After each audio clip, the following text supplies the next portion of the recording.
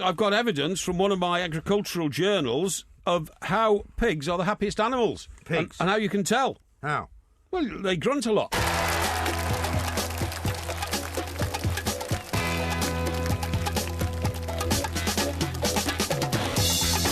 Good morning, I'm Mike Graham, he's Mike Parry, you're listening to the Two Mikes on Talk Sport. We'll keep you entertained throughout the night. It's that time of the season again and everything gets put on hold for the international break. The game against Malta on Saturday has been made slightly more interesting by the departure of Sam Allardyce and the return of Gareth Southgate, who now appears to be sporting a beard. He says Wayne Rooney will have to obey orders and won't have free rein anymore. Is that actually going to make any difference? 08717 22 3344. Also coming up on the show tonight, we've got the NFL game where the Giants take on the Vikings. Tim Vickery joins us from Brazil. And it's another edition of Listography as well. So get your suggestions in now at the Two Mikes. You're listening to the Two Mikes with me, Mike Graham, and Mike Parry on Talk Sport.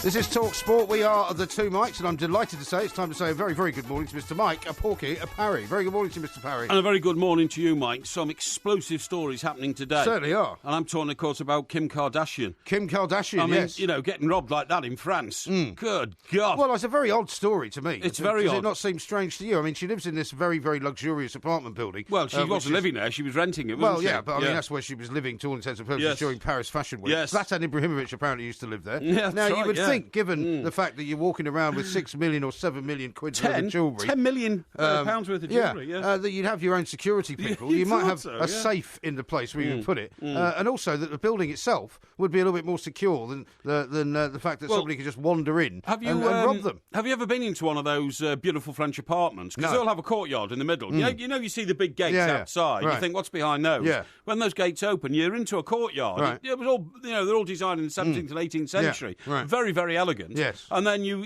remember the first Jason Bourne film? Yes. Wasn't that in Paris where he had the first confrontation with a gunman who came flat smashing in through the window? Yeah. Well, that's the same sort of layout. You go upstairs. They don't usually have lifts. Or if they do, they're those metal lifts, you know, where you close the doors with, you know, the extending sort of metal things. Yeah, the sort of wrought iron gate. And so they're very elegant because I chased Mick Jagger back to one of them once and got in the door and went up the stairs after him, you know, and that was a very, very expensive one in arrondissement, you know, 8 or something like that. I don't know. The 6th arrondissement, maybe? Or the 7th? 6th or 7th or 8th, something like that. And so I find the whole thing very bizarre. You see, what's interesting is we get to the truth here because we are the tabloid newspaper industry of the world. Yes. And already we've got headlines in tomorrow morning's papers. Just what is the truth behind £8 million Kim heist? Yeah. Questions already being asked by the probing efficiency of the Fleet Street press. Yes, indeed. How the drama unfolded. She was bound, she was gagged, and she was dumped in the bath. It just seems very, very odd to me. It's very odd, isn't it? That, you know, she doesn't have the kind of security that most pop stars are now required to have. Not least because you're in Paris, where there's been quite a few horrible things happening. Well, absolutely, where there's still a high-level terrorist threat. But, I mean, if that was Madonna, for instance, they wouldn't have got within 500 yards of the building, let alone got inside and got into the apartment and got into her bedroom. I mean, it's all crazy stuff. But anyway, look, we'll talk about that later. The point is, football stories are breaking, and I tell you this now, this is my firm prediction, OK? OK. The appointment of, what's his name? Oh, Bob Bradley. Bob Bradley. Barb.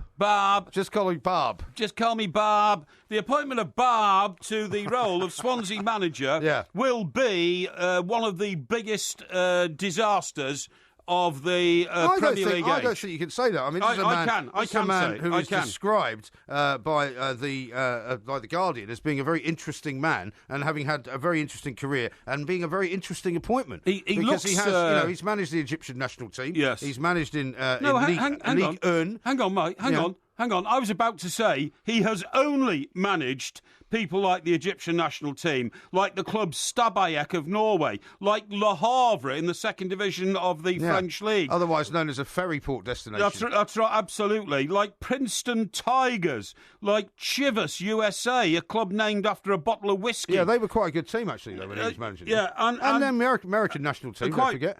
Yeah, OK, the American national team. Well, yeah, again, you know... Which has done consistently better at World Cups than the English national team has ever done in recent memory. But anyway, look, it's one thing having a national profile. The point is, this man's never been anywhere near the Premier League or any league anything like the Premier League. Well, neither have some of the other managers that have been brought in. I mean, Conte at Chelsea has never been anywhere near the Premier League. But neither had Guidolin. At least Conte came there with 3 Juventus Serie A titles under his belt. And the Italian national title You have to remember, one reason why names like Ryan Giggs bounce around when this is happening is that one thing that the owners know that they will get in response to appointing Ryan Giggs is the respect from the players for their new manager. Yes. In this case, none of the players at Swansea will have any respect for their new manager. He looks like a Dr. Death type figure. Well, but the owners being American, right? Have got great faith in him. They've got great faith in him. Are we seeing the Americanisation? Are we seeing the Americanisation of the Premier League? A little bit. Maybe some more players will be coming in from America. A little bit, but this is so misguided that we're American owners, so get somebody called Bob. Who speaks American, looks American, is an all-American boy. Well, I'll tell you what. I mean, the American attitude towards winning is not a bad thing to have. Well, it is in things they know. As part of your team culture. It is in things they know, yeah. Well, I mean, the American national team in the last World Cup did an awful lot better than England, and did an awful lot better than England and South Africa as well. So, you'd have to say the American sort of, football structure is not as infantile as you make it out. Well, that was down to the paucity of our coaching team, to be honest. It wasn't anything to do with the fact what I'm saying is that they the American coach is any good. But anyway, he wasn't managing there. No, but he gave up managing the USA in 2011. Yeah, but he was in South Africa, wasn't he? And he was, in fact, part of the building up of the American national team. And what I'm saying is they always punch above their weight, whereas England don't. The other thing that worries me is this quote. I'm equal to Pep, says Bullish Bob. Bob says, Pep's not got nothing on me, boy. I didn't realise he was like boss hog, this guy. That's right. Is that when you've got this vision of a guy getting out of one of those police cars in Louisiana? That's right. I got you now, boy. chewing tobacco. Right, yeah. No, I think it's an interesting appointment. I mean, Guidolin was pretty hopeless. It's interesting, but it's also... But you have no reason to think that he will be any worse than Guidolin or any worse than anybody else that they could have put on. I think it's a humiliation for Ryan Giggs, though, who apparently did so badly at the interview that the owners just went off him altogether. Underwhelming is the word that's used in several reports tonight. The guy I would have appointed, go on, guess who I say they should have appointed immediately? Steve Sherwood. No, Steve Bruce. Steve Bruce. At least you got the first name right. Steve Bruce. Well, why would you want Steve Bruce? Because I mean, Steve Bruce is a plodder, isn't he? No, Steve Bruce is a proven Premier League manager. And what's happened here? No, but he's a plodder, isn't he? He's not someone you would call interesting. Yeah, but Mike, follow my line of thinking. Okay, I'll try. Follow my line of thinking. I'll try. What happened here is they had a succession of managers who absolutely understood the Premier League and what needed doing. Yeah. Like, for instance, Roberto Martinez. Like, for instance... Brendan Rodgers. I'm telling you, We haven't heard much from him this weekend. No, we haven't, actually. He hasn't claimed credit for anything. No, he hasn't, no. And then they go, like, off, radar and start appointing people like Mr. Guidolin. Yeah. And so he's you only think... won one game, I think, this season. Yeah, 1 out of 9. Yeah. So Francesco Guidolin, right, and it's his birthday, by the way, yesterday. We did predict this, didn't we, on Saturday? We did. That if they didn't win against Liverpool... He'd get the boot. He would get the boot. And then, amazingly, Swansea went 1 up. They went 1 up. While our show was on. 1-0 up, 2-1 down, Guidolin has got a frown. Yeah, and all that kind of stuff. Did you just make that up? It's very good. Well done. Actually, yeah. But what I'm saying is, it was obvious that the new owners now have just gone completely off the radar in thinking of how to make a club stable in the Premier League. Yeah. So Guidolin was a disaster. Now they've got Bob Boss Hog, and he'll be a disaster, I'm afraid. One of the teams. Apparently, he's a public speaker of conviction and presence. Well, I'm not surprised when he's going around telling people I'm as good as Pep Guardiola. Happy. No, but you should be happy. I mean, you're always moaning that people who come to England to work in the Premier League should speak good English. I mean, this guy's English will be impeccable because it's his first language. Yeah, no, I totally agree. So you should welcome that. He started his magnificent coaching career way back, boy, in 1981 when he was in charge of the Ohio Bobcats. Bob was in charge of the Bobcats. Yeah, well, they're a great team, the Ohio Bobcats. I've followed them for some time. Well, he was also in charge of Chicago Fire, who were once linked with Rio Ferdinand. Metro Stars, not quite sure where they are. His dismissal from the top job in after the World Cup in 2010 was thought to be harsh. He got into the last 16. Yeah. This is pretty good going, you have to admit. Yeah, but it's a disaster. I don't think it is. I don't share your view. It just doesn't fit. It doesn't fit. I don't share your view. I tell you what. He will not last the season. That's my prediction. Okay. And I don't wish him ill. I don't like to make bets on the air, but I will take you on that. I will disagree with you and say that he will do well for Swansea. He will improve on Guidelin's record, which admittedly is only one win. Yeah. But I would say that by Christmas he will have more than one win. How about that? By Christmas? Hang on, I'm working that out. So October, November, December. So it could be 10 or 11 games. Well, he should get more than one win. Well, you've just told me he's going to be a disaster. He will be a disaster. And in order for him to be a disaster, he'd have to be worse than Guidelin, who's only won one game this season. I wonder why Ryan Giggs' interview with the owners was so underwhelming. I think we might have to examine that. I think we will have to examine that. Also, of course, coming up later on in the show, we're talking to a man who likes beautiful people. Yes. We'll find out what his attitude is to you and I, because he's opening a club where apparently if you're too ugly... One of the beautiful people... Apparently if you're too ugly, they throw you out. That's right. That was from the Flower Power era, by the way. Yeah, thank you very much indeed. Where is my mind? This is TalkSport. We are the Two Mics. It's Listography coming up later on in the show, so if you want us to consider one of your suggestions, hashtag it Listography, tweet it at the Two Mics. We'll be keeping you updated with the Giants against the Vikings, which gets underway in about 10 or so minutes, Mr. Parry, so I'm sure you'll be excited. Did you watch any of the football at the weekend, the American football? Not the American football, no. I don't watch American football. 80,000 people were at Wembley. Again, all these people that don't like it. OK, and if that American football game happened every week at Wembley, how many people do you think would go every week? 80,000. No, they wouldn't. Yeah, they would. No, it's a one-off. It's not. People go because of it's unique and... It's not unique anymore. We have 4 games this year. Yeah, well, there's going to be 4 games. People go because it's a day out and they want to find out what's going on. I'll tell you what, I'd rather go and watch that than watch England play Malta. Well, maybe you're right. I don't know. Friendly games always underwhelm me a bit. Now I've got some. But it's not a friendly game. It's a qualifying game. Well, to be honest, it's more like a friendly game. It's not a friendly. It's a World Cup qualifying game. But it's more like a friendly. When you're playing Malta, you're not playing a competitive team. Yeah, but that's the ludicrous nature, is it not, of international football? I totally agree. Totally underwhelms me when we play dead rubber games. Yeah. You're absolutely right. The only reason that this game is in any way interesting is because Gareth Southgate's now in charge. Yeah, well, exactly. And he's now saying, by the way, Wayne Rooney's going to have to do what he's told. He's going to have to obey orders and he can't just play wherever he likes, which is what Sam Allardyce said. And I wonder, now that we know what we know about Sam Allardyce and some of his previous dealings, that he had this business with Wayne Rooney and a few other people, Joe Hart and others. Yeah. I mean, it puts it in a new light, doesn't it, where the manager says, you can play wherever you want, whenever you want. We're in business together. I think it's astonishing. We learned that Wayne Rooney and Joe Hart and Sam Allardyce all had substantial investments in the same property portfolio company, which included a boutique hotel in Newcastle, didn't it? And so if I don't know, if Wayne Rooney suddenly got dropped by England by Sam Allardyce, I'm not suggesting for a moment that this has ever happened or would happen, but then couldn't Wayne Rooney sort of say, I think I'll withdraw my investment in the hotel? And I'm not suggesting for a minute. I don't want to be in business with Sam anymore. I'm not suggesting for a minute that could have been the situation. No. But, I mean, it does put it into a slightly different perspective, doesn't it? Now, I've got a few tweets here. One from Eric, who says, don't insult Bob Porky. The American national team under Bob topped England in the group in 2010. Yeah, I'm sorry, I was in South Africa in 2010. It does not surprise me. Yeah. Well, you'll remember that. Yeah, it does not surprise me. Kevin says, Porky's talking absolute cobblers. Very sweeping statement to say that the whole team will have no respect for the new manager. Well, how can they have any respect? None of them know him. None of them have worked with him. None of them have seen him perform in the Premier League. None of them knew Guidelin either. None of them played alongside him. Yeah, and look what happened there.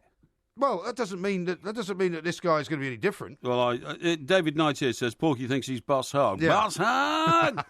I get you now, boy. Yeah. How about this one from Ryan, who says, I hope Bob Bradley doesn't last long at Swansea. If I do, I'm going to have to tolerate Porky attempting his accent. Hashtag plank. Yeah.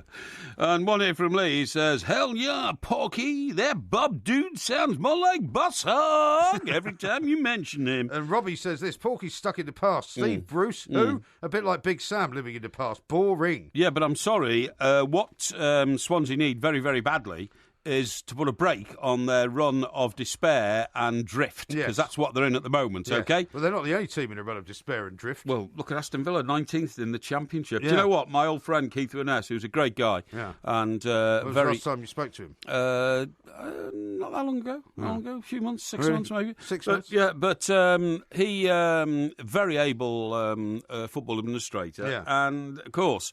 What is he, the new chief exec or something? New chief CEO, I think, chief executive officer at Villa. And the point is that it takes an awful long time to turn around a club like Villa when the rot has set in. Well, so if you look at the bottom I of wish the him table, well. if you look at the bottom of the table, Swansea sitting there in 17th place, 4 points, 1 win. There are 3 teams below them. West Ham, who got a bit of a decent result, a draw against Middlesbrough, which nowadays is a decent result for them. Yes. Stoke, who got a decent result, got a draw against Manchester United, and Sunderland, who are still without a win. Right? Yeah. Under your mate David Moyes. So I mean, there's 3 teams down below Swansea who are in worse state than Swansea. Well, that's absolutely true. And they've still got their managers. That's absolutely true. They have indeed. But I mean, it's a bit ruthless, really, isn't it? When you think that Matteo got 13 games, something like that. Was it something like that? I think they've only played 11, actually, haven't they? Have they only played 11? Yeah, you're probably right. And they've only won 1. I'm throwing in a couple of pre-season friendlies, I think. Yeah. And then it's all over. Now, you can say to yourself, is this the smack of firm management, or is it just sheer panic? Yeah. Because I think I've got this right. I think they will now have their 5th boss in 12 months. Right.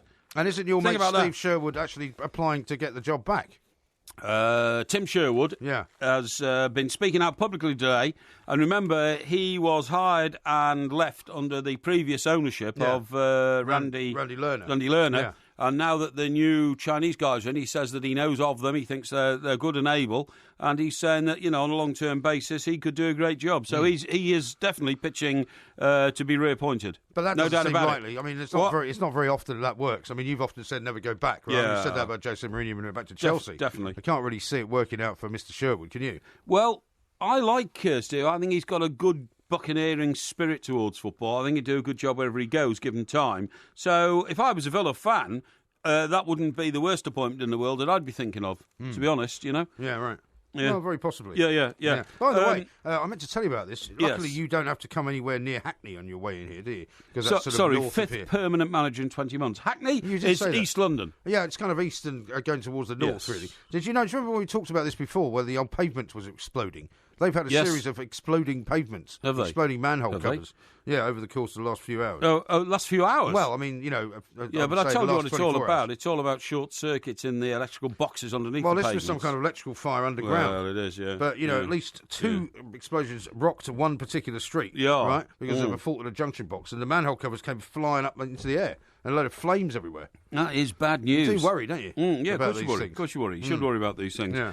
So if you go anywhere near Hackney, just be careful. Yes, absolutely. I can't understand why you think that appointing Steve Bruce would be a bad idea when I've explained to you that it's to get them back on the straight and narrow. Well, because I think, as somebody just pointed out on Twitter, Steve Bruce is one of these guys who's a bit old school, and as the years go by, he gets older and older school, and he just doesn't particularly... I mean, he's very... I mean, it's probably unfair to call him a plodder, but he just kind of strikes me as a bit of a plodder. Yeah. He doesn't really sort of excite anybody. He doesn't have any great ideas. He just kind of is there. I think he'll stop the rot. Well, I don't think he will. Now then, listen, in our predictions for last weekend, I think I alone predicted a Spurs victory over City, did I not? I think you did, although we were on the Fools panel on Friday. Yeah. And I predicted a Spurs victory there as well. Well, hang on, you didn't predict a Spurs victory when we filled a form in on the last show last week. Funnily enough, I've got them in front of me here. Would you like to see how we did? Yes, please. What we've got is, let's see, for the first game, Swansea-Liverpool. Yes. You had that as a 4-1. It turned out to be a 2-1. But I had a Liverpool victory. You had a Liverpool victory, as did I.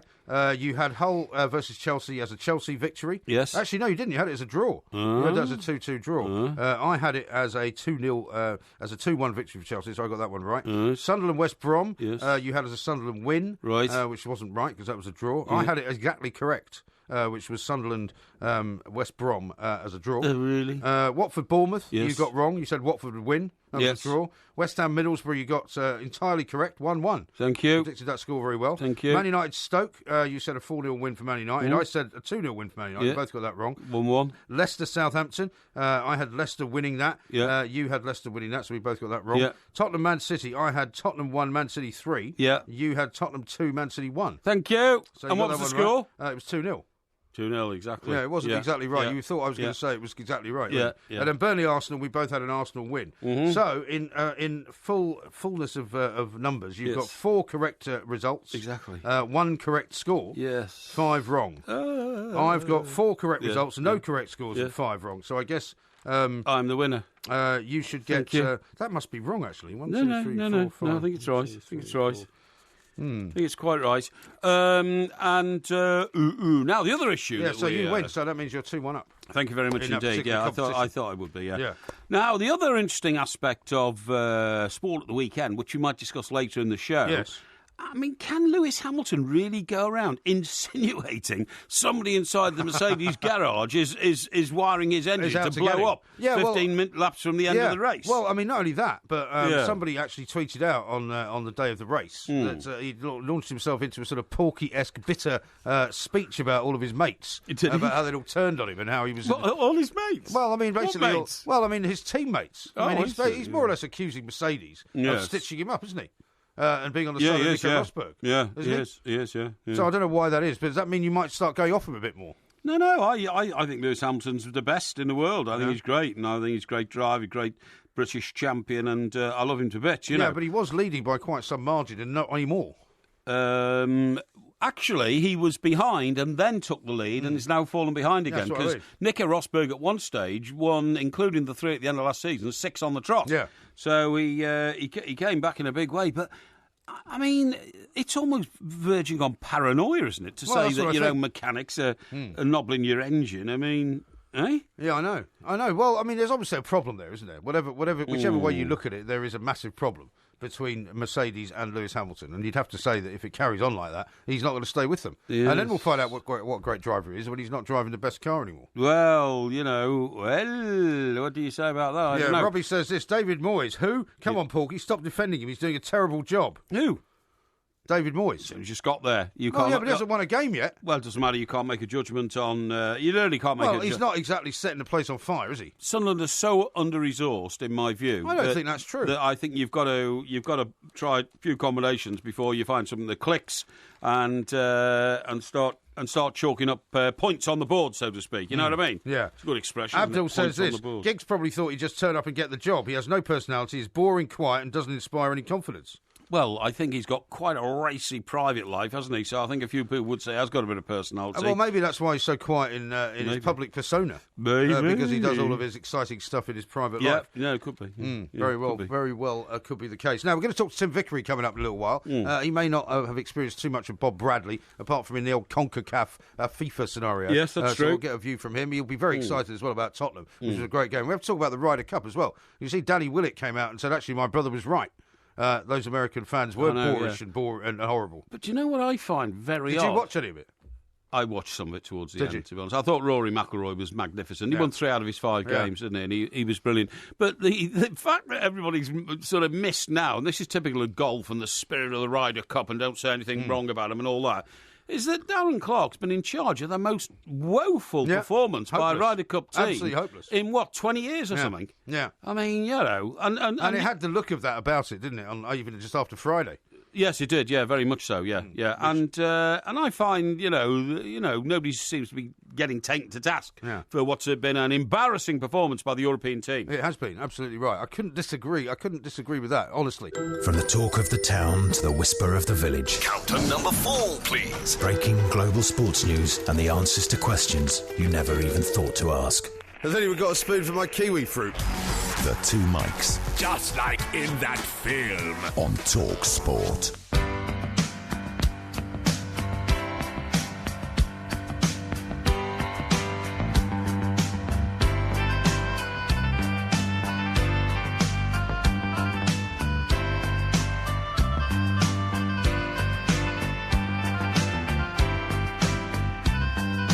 How does it feel to be one of the beautiful people?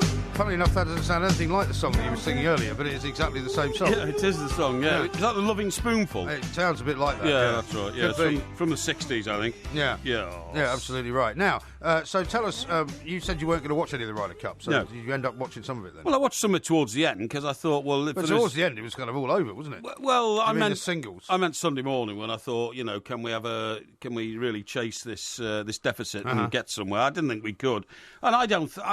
What do we think of Darren Clarke's leadership? I don't think it was very good. I I wasn't didn't sure think that it he was would very ever good be either. a particularly good No. leader anyway. No, I 'Cause totally as much agree. as he was a tremendous golfer and he brought, did brilliantly by winning the Open that year. That's right. Late late on in his career. Late on in his career, he had the tragedy with his wife and everything else. That's right. And, you know, fantastic guy, great golfer, but not one of those guys I think that inspires anybody else. No, I sort of tend to agree with you, you know. But otherwise, I think the Americans are just too good this year. They've got too many good young players, haven't they? And some of ours were ageing. I mean, Lee Westwood is... well, Lee Westwood, again, is one of those guys who keeps promising to do something great. That's right, never does, did very well in the last Ryder Cup, of course. Yes, he did, yeah. I don't know. I mean, they had a lot of young players in the England team as well, and in the Europe team, rather, who were kind of slightly inexperienced, I would have thought. But the young players in the European team didn't have a succession of honours that the young players in the American team did have. So exactly right. That was the difference. But anyway, there we go. Now, so we played that song because we're going to be talking to a chap, right? A chap who has done things the way I think things should be done when it comes to setting up nightclubs. You say that, but you see, I think that would actually be something that you wouldn't really want, because in the end, if you went to go to this place in America, this bar for beautiful people, Greg Hodge, his name is, right? Yes. You would not be allowed in, and you would be thrown out because on the grounds that you're not one of the beautiful people. I mean, Kim Kardashian is the sort of person he wants in his bar. Yeah. You know, not you. Beauty is in the eyes of the beholder, mate. Don't worry about that. Yeah, but in this particular place, it's in the eyes of him and his management. Oh, yes, and I know. If they don't like the look at you, they kick you out. Yeah, but you see, it's not just beautiful people as in terms of do they look like George Clooney, which I have to admit that perhaps I'm not a double of George Clooney. I don't think you're a double of George. No, Clooney. but you're a double of Captain Birdseye. But it's also about your presence, about what sort of vibe you give over, about can you handle yourself in company? What sort of vibes do you think you give over? Authority. Really? You think you look authoritative? Yeah, I do. Yeah. Do you? Authority. Really? The look of leadership, which I have with him, which I carry with me. Oh yeah, definitely. Do you actually go round giving yourself, this kind of pep talk on a daily basis? Are you mad? Because I mean, what we do know about you is that actually, when you fill out your diary at the end of every day, you basically get a mark out of 10. And you don't always give yourself 9 or 10 out of 10, even though you purport to sort of be very, very self-confident. You don't always give yourself 9 or 10 out of 10. Well, listen, if you don't at the end of each day say, did I crack it today or did I fail or whatever, if you don't do that, then you're not a proper person. Really? Everybody should assess themselves on a daily basis as to how they've gone through life. So how's today gone then? Not bad. Is it still, pretty good? I mean, do you count, when does your day end, though? When do you count from your beginning of your day to your end of your day? My day will probably end when I go home tonight and then maybe, decide to have a couple of hours sleep before tomorrow's day starts when we've got things to do. But what I'm saying is that when does the assessment begin and end? Does it begin from the time I wake up? From the time you wake up in the morning yesterday, it runs into today then? Yes, absolutely. Yeah, yes, okay. absolutely, yeah. So how's it looking at the moment? What looking sort of good. Mark, It's what looking sort of good. mark are you going to get? I'm on an 8.5 at the moment. Really? Yes. Oh, that's seriously. brilliant. Yeah, I've cracked it. Does that make you feel better then? When It does make me feel much better. I've cracked quite a few problems today. Okay. Including a situation regarding about where I can vote. Sorry, how could you possibly find that funny? I just think the idea of you voting at all is humorous. Really? I don't know why I think it's funny. Why? Just the idea of you going in to take part in some kind of democratic process. Yeah. It seems ridiculous to me. Well, you've got to... Surely you would just walk into a polling booth and demand to be given a special booth for yourself. Well... which is lined in velvet or something. No, don't be ridiculous. Everybody gets a special booth themselves because that's the idea of a democracy where your vote is secret. You know, the secret vote. Yeah. Now... Have you ever been in one of those places where you pull the lever? You know the thing they used to do in America? No, I haven't, no. No, I haven't either. No. The problem is I'm registered to vote in 4 different places, I've just discovered. You can't be registered to vote in 4 different places. I am. That's not legal. I know it's not legal. You can only be registered to vote in one place. No, I know that's not legal. That's exactly what I'm saying. So you're on the electoral roll in 4 different localities. I'll tell you what it is. It's worse than that. I've had letters from 4 local authorities saying if you don't reply to this, you could be fined up to £1,000. That's rubbish, though, isn't it? Well, I don't know. So I only just found out about the other 2 over the weekend. So what I did was... So without giving too much away, yes. Would it be right to say that you're registered in sort of not central London, but Londonish? Stockbroker Belt. Stockbroker Belt, Surrey is one. Yeah. Gosport is another. Yes. And then Suffolk is another. Orwell Quay. Well, where's the 4th place then? Well, I can't tell you because I'd rather not if you don't mind. No, that's fine. I wouldn't want you to reveal anything that shouldn't be out there. But exactly. is there a Porky manor that I haven't been told about? No, not necessarily, but it's an investment property. But the point is that it's a no-win situation.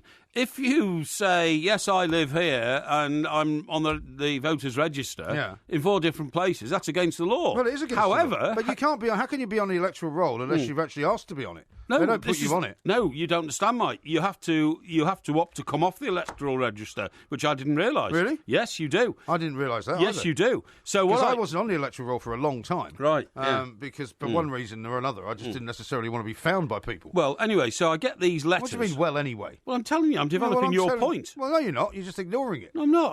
I'm saying. Whenever you say well, anyway, you're just completely ignoring it. No, I'm not ignoring it. I'm developing your point for the benefit of our millions of listeners. Yes. So what happens is, right, I find all of a sudden 4 communications from a particular council, right, Yes. a particular property, all saying if you don't fill this in and send it back and register, you'll be fined £1,000, right? So that's potentially £4,000 you're facing then. Well, no, it was a reminder, second reminder, third reminder, absolute final reminder, and all this kind of stuff, So I ring them up and I say, look, I don't even want to vote in this particular location. This is why not? I said, but it's not my first home. Yeah. Oh, well, in that case, you've got to send the forms back and opt out off the electoral roll. Right.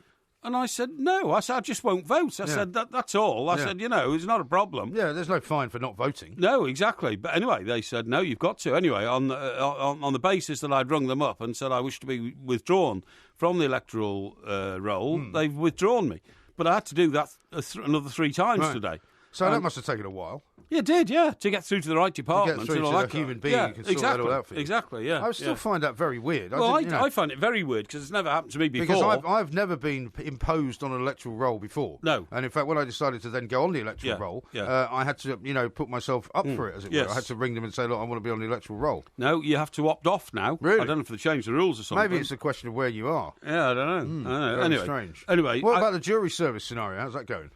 Jury service scenario is it's in motion, so to speak. It's I'm actively helping the authorities. Their inquiries. No, actively helping the authorities to decide whether or not I'm a fit and proper person to be on a jury. Yeah, well, I think there's an obvious answer to that. Well, no, there could be 1 or 2 or 3 obvious answers to that one. The other one is the goddamn gas reading. The goddamn gas? Yeah. When you tell you the Bob? No, I don't know, Bob. The goddamn gas? After years and years, right, living in a civilised house, yes, right, you suddenly get this notice, I can't understand it, saying, we haven't taken a reading from you for 12 months, right, send us a reading. Yeah. Well, I've never done my own readings. Right. A little bloke comes around with a key. Does he have to come into your apartment? No, he doesn't. He goes into the underground car park where all the cupboards are. You know what I mean? Yeah. And he has a special key and he opens it and he takes a reading and he disappears. I know this because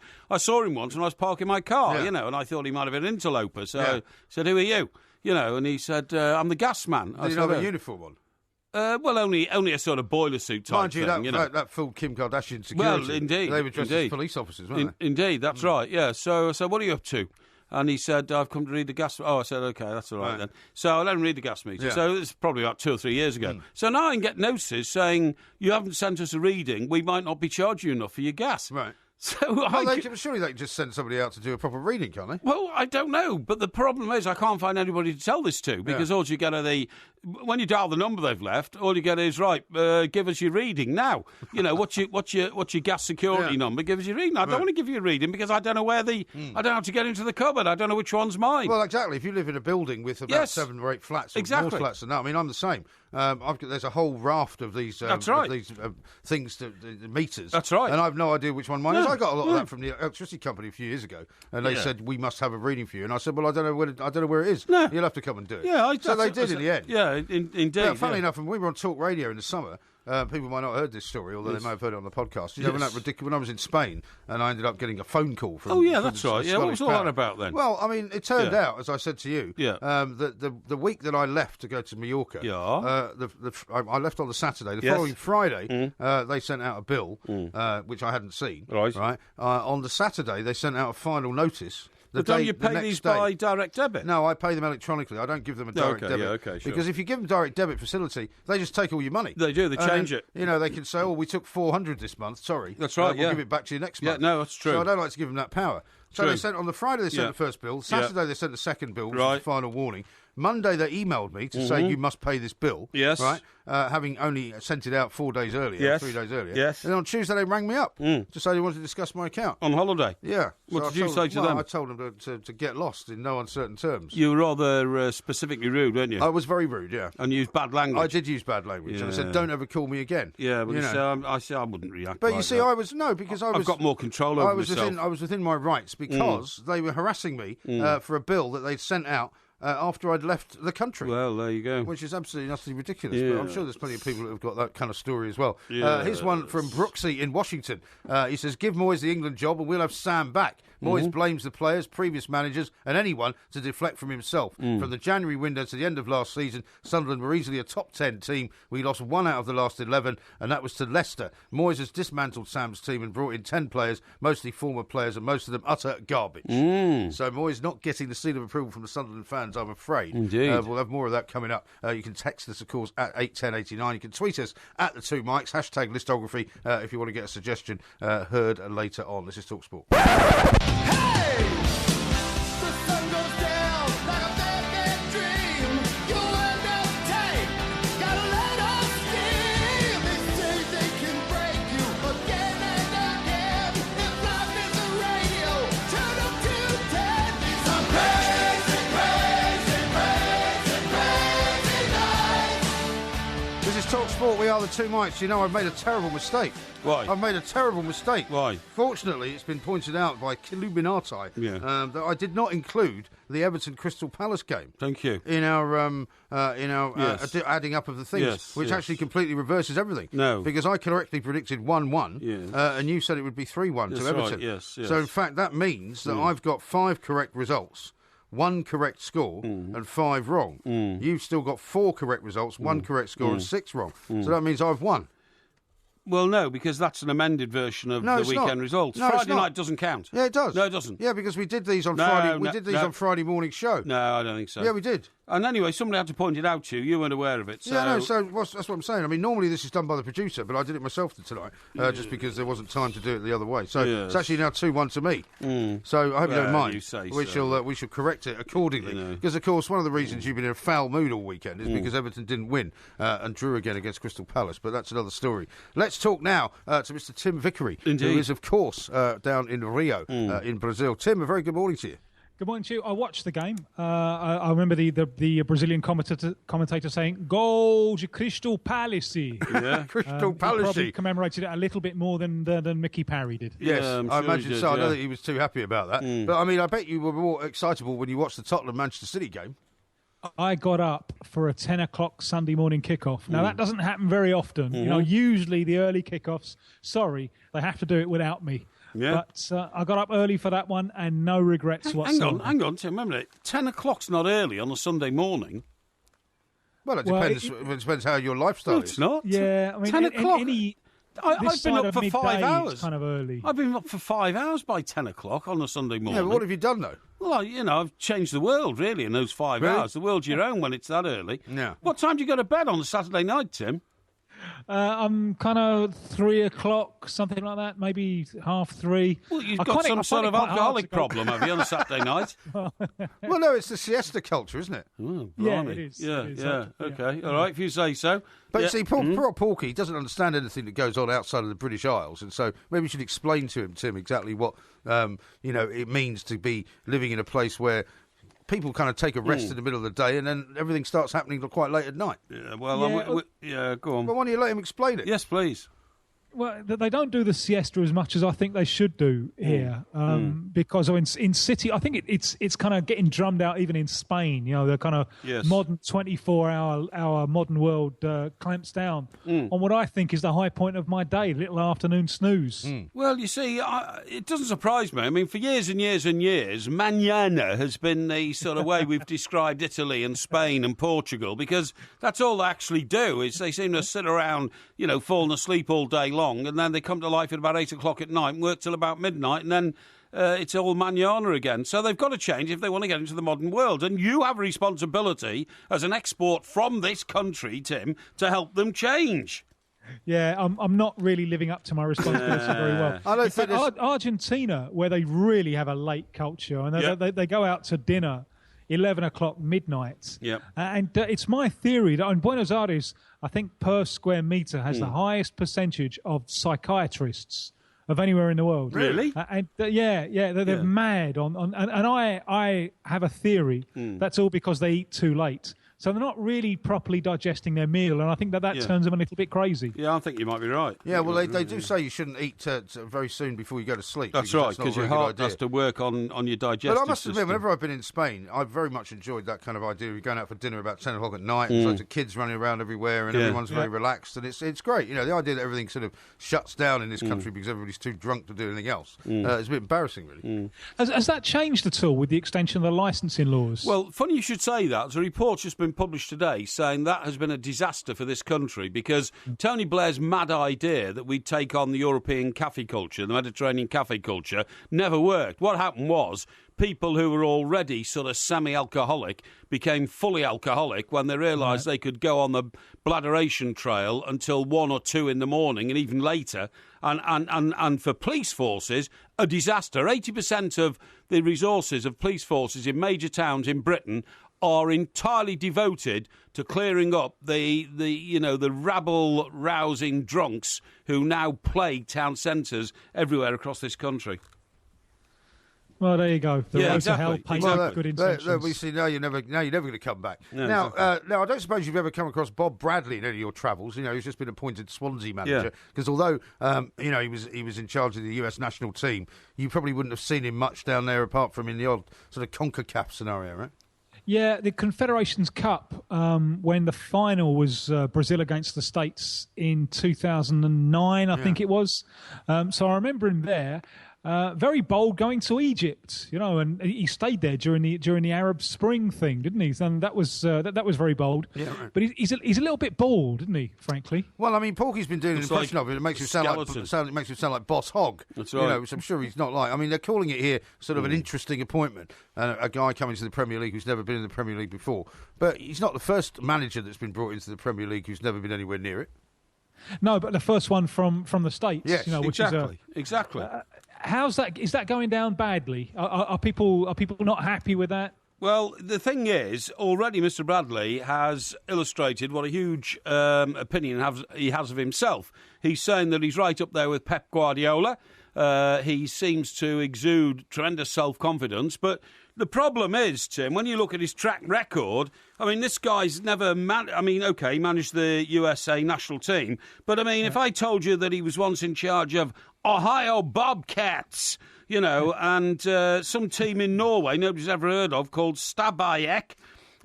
He's just come. I'm sure they've heard of it in Norway. I'm sure they have, but that's the only place they have heard of it. And he's come to the Premier League from a second division team in France, Le Havre, which is only known in this country for the fact that a lot of people take a ferry to the place and didn't even know they had a football team. Did he not get them promoted though as well? I don't know. What, from the third division to the second? No, I thought he got them into Ligue 1. Well, they're in the second now, so they must have gone down again. Yeah, that's all I can tell you. Who are Swansea owned by? I mean, because I thought this might Americans. happen. Because Villa are owned by Americans, and Yes. I thought that Villa would be an entry point for this type of coach. Are Swansea owned by Americans as well? Well, no, Villa actually have been sold now to Chinese investors. Randy Lerner was the American owner of Villa, but he's bailed out. He wanted to bail out 2 or 3 years ago when he saw it as unviable, and now it's been taken over by a Chinese investor who appointed the former European Cup winning manager Roberto Matteo, but then after 13 games have sacked him. Right. Yeah.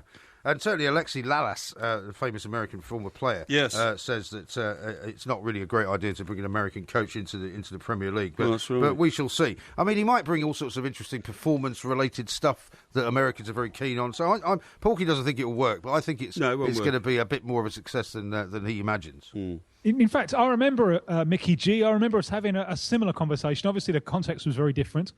But when Southampton appointed a certain Mauricio Pochettino, yes, and Southampton fans were up in arms, and I was saying, well, this is an Argentine international, yes, who's highly rated, yes. But obviously that's a very different thing from a US coach who doesn't have a track record as a player, as far as I'm aware. I know his son is a very very fine player, Michael Bradley for the United States national team. Yeah. So we might be surprised, but it is I doubt it's it an very much. eyebrow-raising decision, isn't it? An Yeah. eyebrow-raising decision. I Well, doubt we it shall very see. much Jason indeed. Levine and Steve Kaplan are the owners, I think, of Swansea, the Yeah. American guys. But anyway, let's talk about international times because it's World Cup qualification over here. England taking on the mighty Malta Indeed. on Saturday, which is quite hard to get excited about. Is there anything exciting going on in your part of the world? Yeah, because for you, when this happens, you just take a dive because you lose the momentum of the club season, and everyone moans about international breaks. Yeah, exactly. For us, it's great because all the stars come home. Yeah. Apart from the ones who are injured, like Lionel Messi, Argentina without him again. But the World Cup qualifiers here are so much better than yours for two reasons. Firstly, we got to get all the stars back, and secondly, there's kind of no such thing as a meaningless game. It's so fiercely competitive. That it's really dramatic stuff. It's great stuff. It's the highlight, really, of what I do over here. It's the best football that we see over here when we get the World Cup qualifiers. Sure. It's a marathon competition. This Thursday is round number 9, which is the halfway round. And just by merry coincidence, because there's 10 teams. They all play each other home and away over the course of more than 2 years. And we've got the top 5 against the bottom 5. So that's a nice little coincidence. With obviously the teams in the bottom 5 desperate to pick up points to try and haul themselves back in contention. Sure. And Like I guess Peru, for example, haven't been to the World Cup. Peru haven't been to the World Cup since '82. Haven't They're they? at home to Argentina. No, at home to Argentina with no Messi. Right. Not Nobby Solano, once of your parish. He's Peru's assistant coach. So he's he's a player of that generation who missed out on the World Cup. He's trying to get there now on the coaching side of things. And Peru, historically strong at home. Argentina with Messi in this campaign, 3 games, 3 wins. Without Messi in this campaign, 5 games, 1 win. So that shows they are vulnerable, despite having an all-Premiership-based defensive unit. The goalkeeper, Sergio Romero, the right-back, Zabaleta, the left-back, Marcus Rojo, the centre-back combination, Otamendi and Funes Mori, all play in the Premiership. They got a terrible going over the last month against Venezuela when Argentina were a bit lucky to get a 2-2 draw. And that's a result that shows you just how competitive it is over here. We really don't have any space for any Maltas. And I guess, the problem as well for a lot of Premier League fans is that they want their players to go and take part but come back uninjured as well. Yeah, and remember where Barcelona's season went wrong at the end of last season. It was in those few days, start of April, just after, for the first time, Messi, Suarez and Neymar had all been back for World Cup qualifiers. There's no doubt about it. It does take something out of the players. So those Premier League fans, I think they're quite right to be concerned. Yeah, absolutely right. What about quickly, Tim, because we haven't got a great deal of time, the restructuring of your version of the Champions League. What's going on with that? Yeah, the Copa Libertadores, which has always been squeezed into 1 month. Now they want to play it over the whole year. Really, That's they're better, isn't it? Well, the problem is that the transfer window in the middle of the year means that we'll lose all the best players just as we get up to the serious stuff. Yeah. And if they started in August and finished it in May, that would be one thing. But starting February and finishing in December means we're going to lose the best players in the middle of the competition. Golly, that's mad, isn't it? And how's that It is, going to work when there's a Confederations Cup on or a World Cup as well? Well, it'll pause for that as it always does. I don't think that'll be a problem. Why are they doing it? I think there's one reason, and that's money. Yeah. The South America's equivalent of UEFA are very worried about the prospect of the clubs breaking away and organising their own competition. So what they're now desperate to try and do is raise more money. This really is money leading the thing. They're taking a few decisions that have no sporting sense whatsoever, but will increase revenue. So we'll have to see how that one goes, but I am worried about the fact that we're going to lose the best players just before the competition reaches a climax. No, sure. Well, Tim, listen, thank you very much indeed, as ever.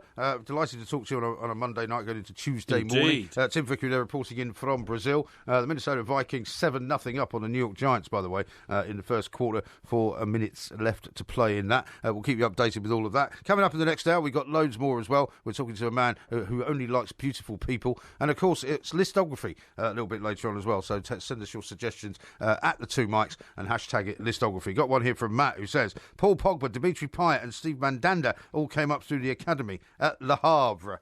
Hashtag irrelevant.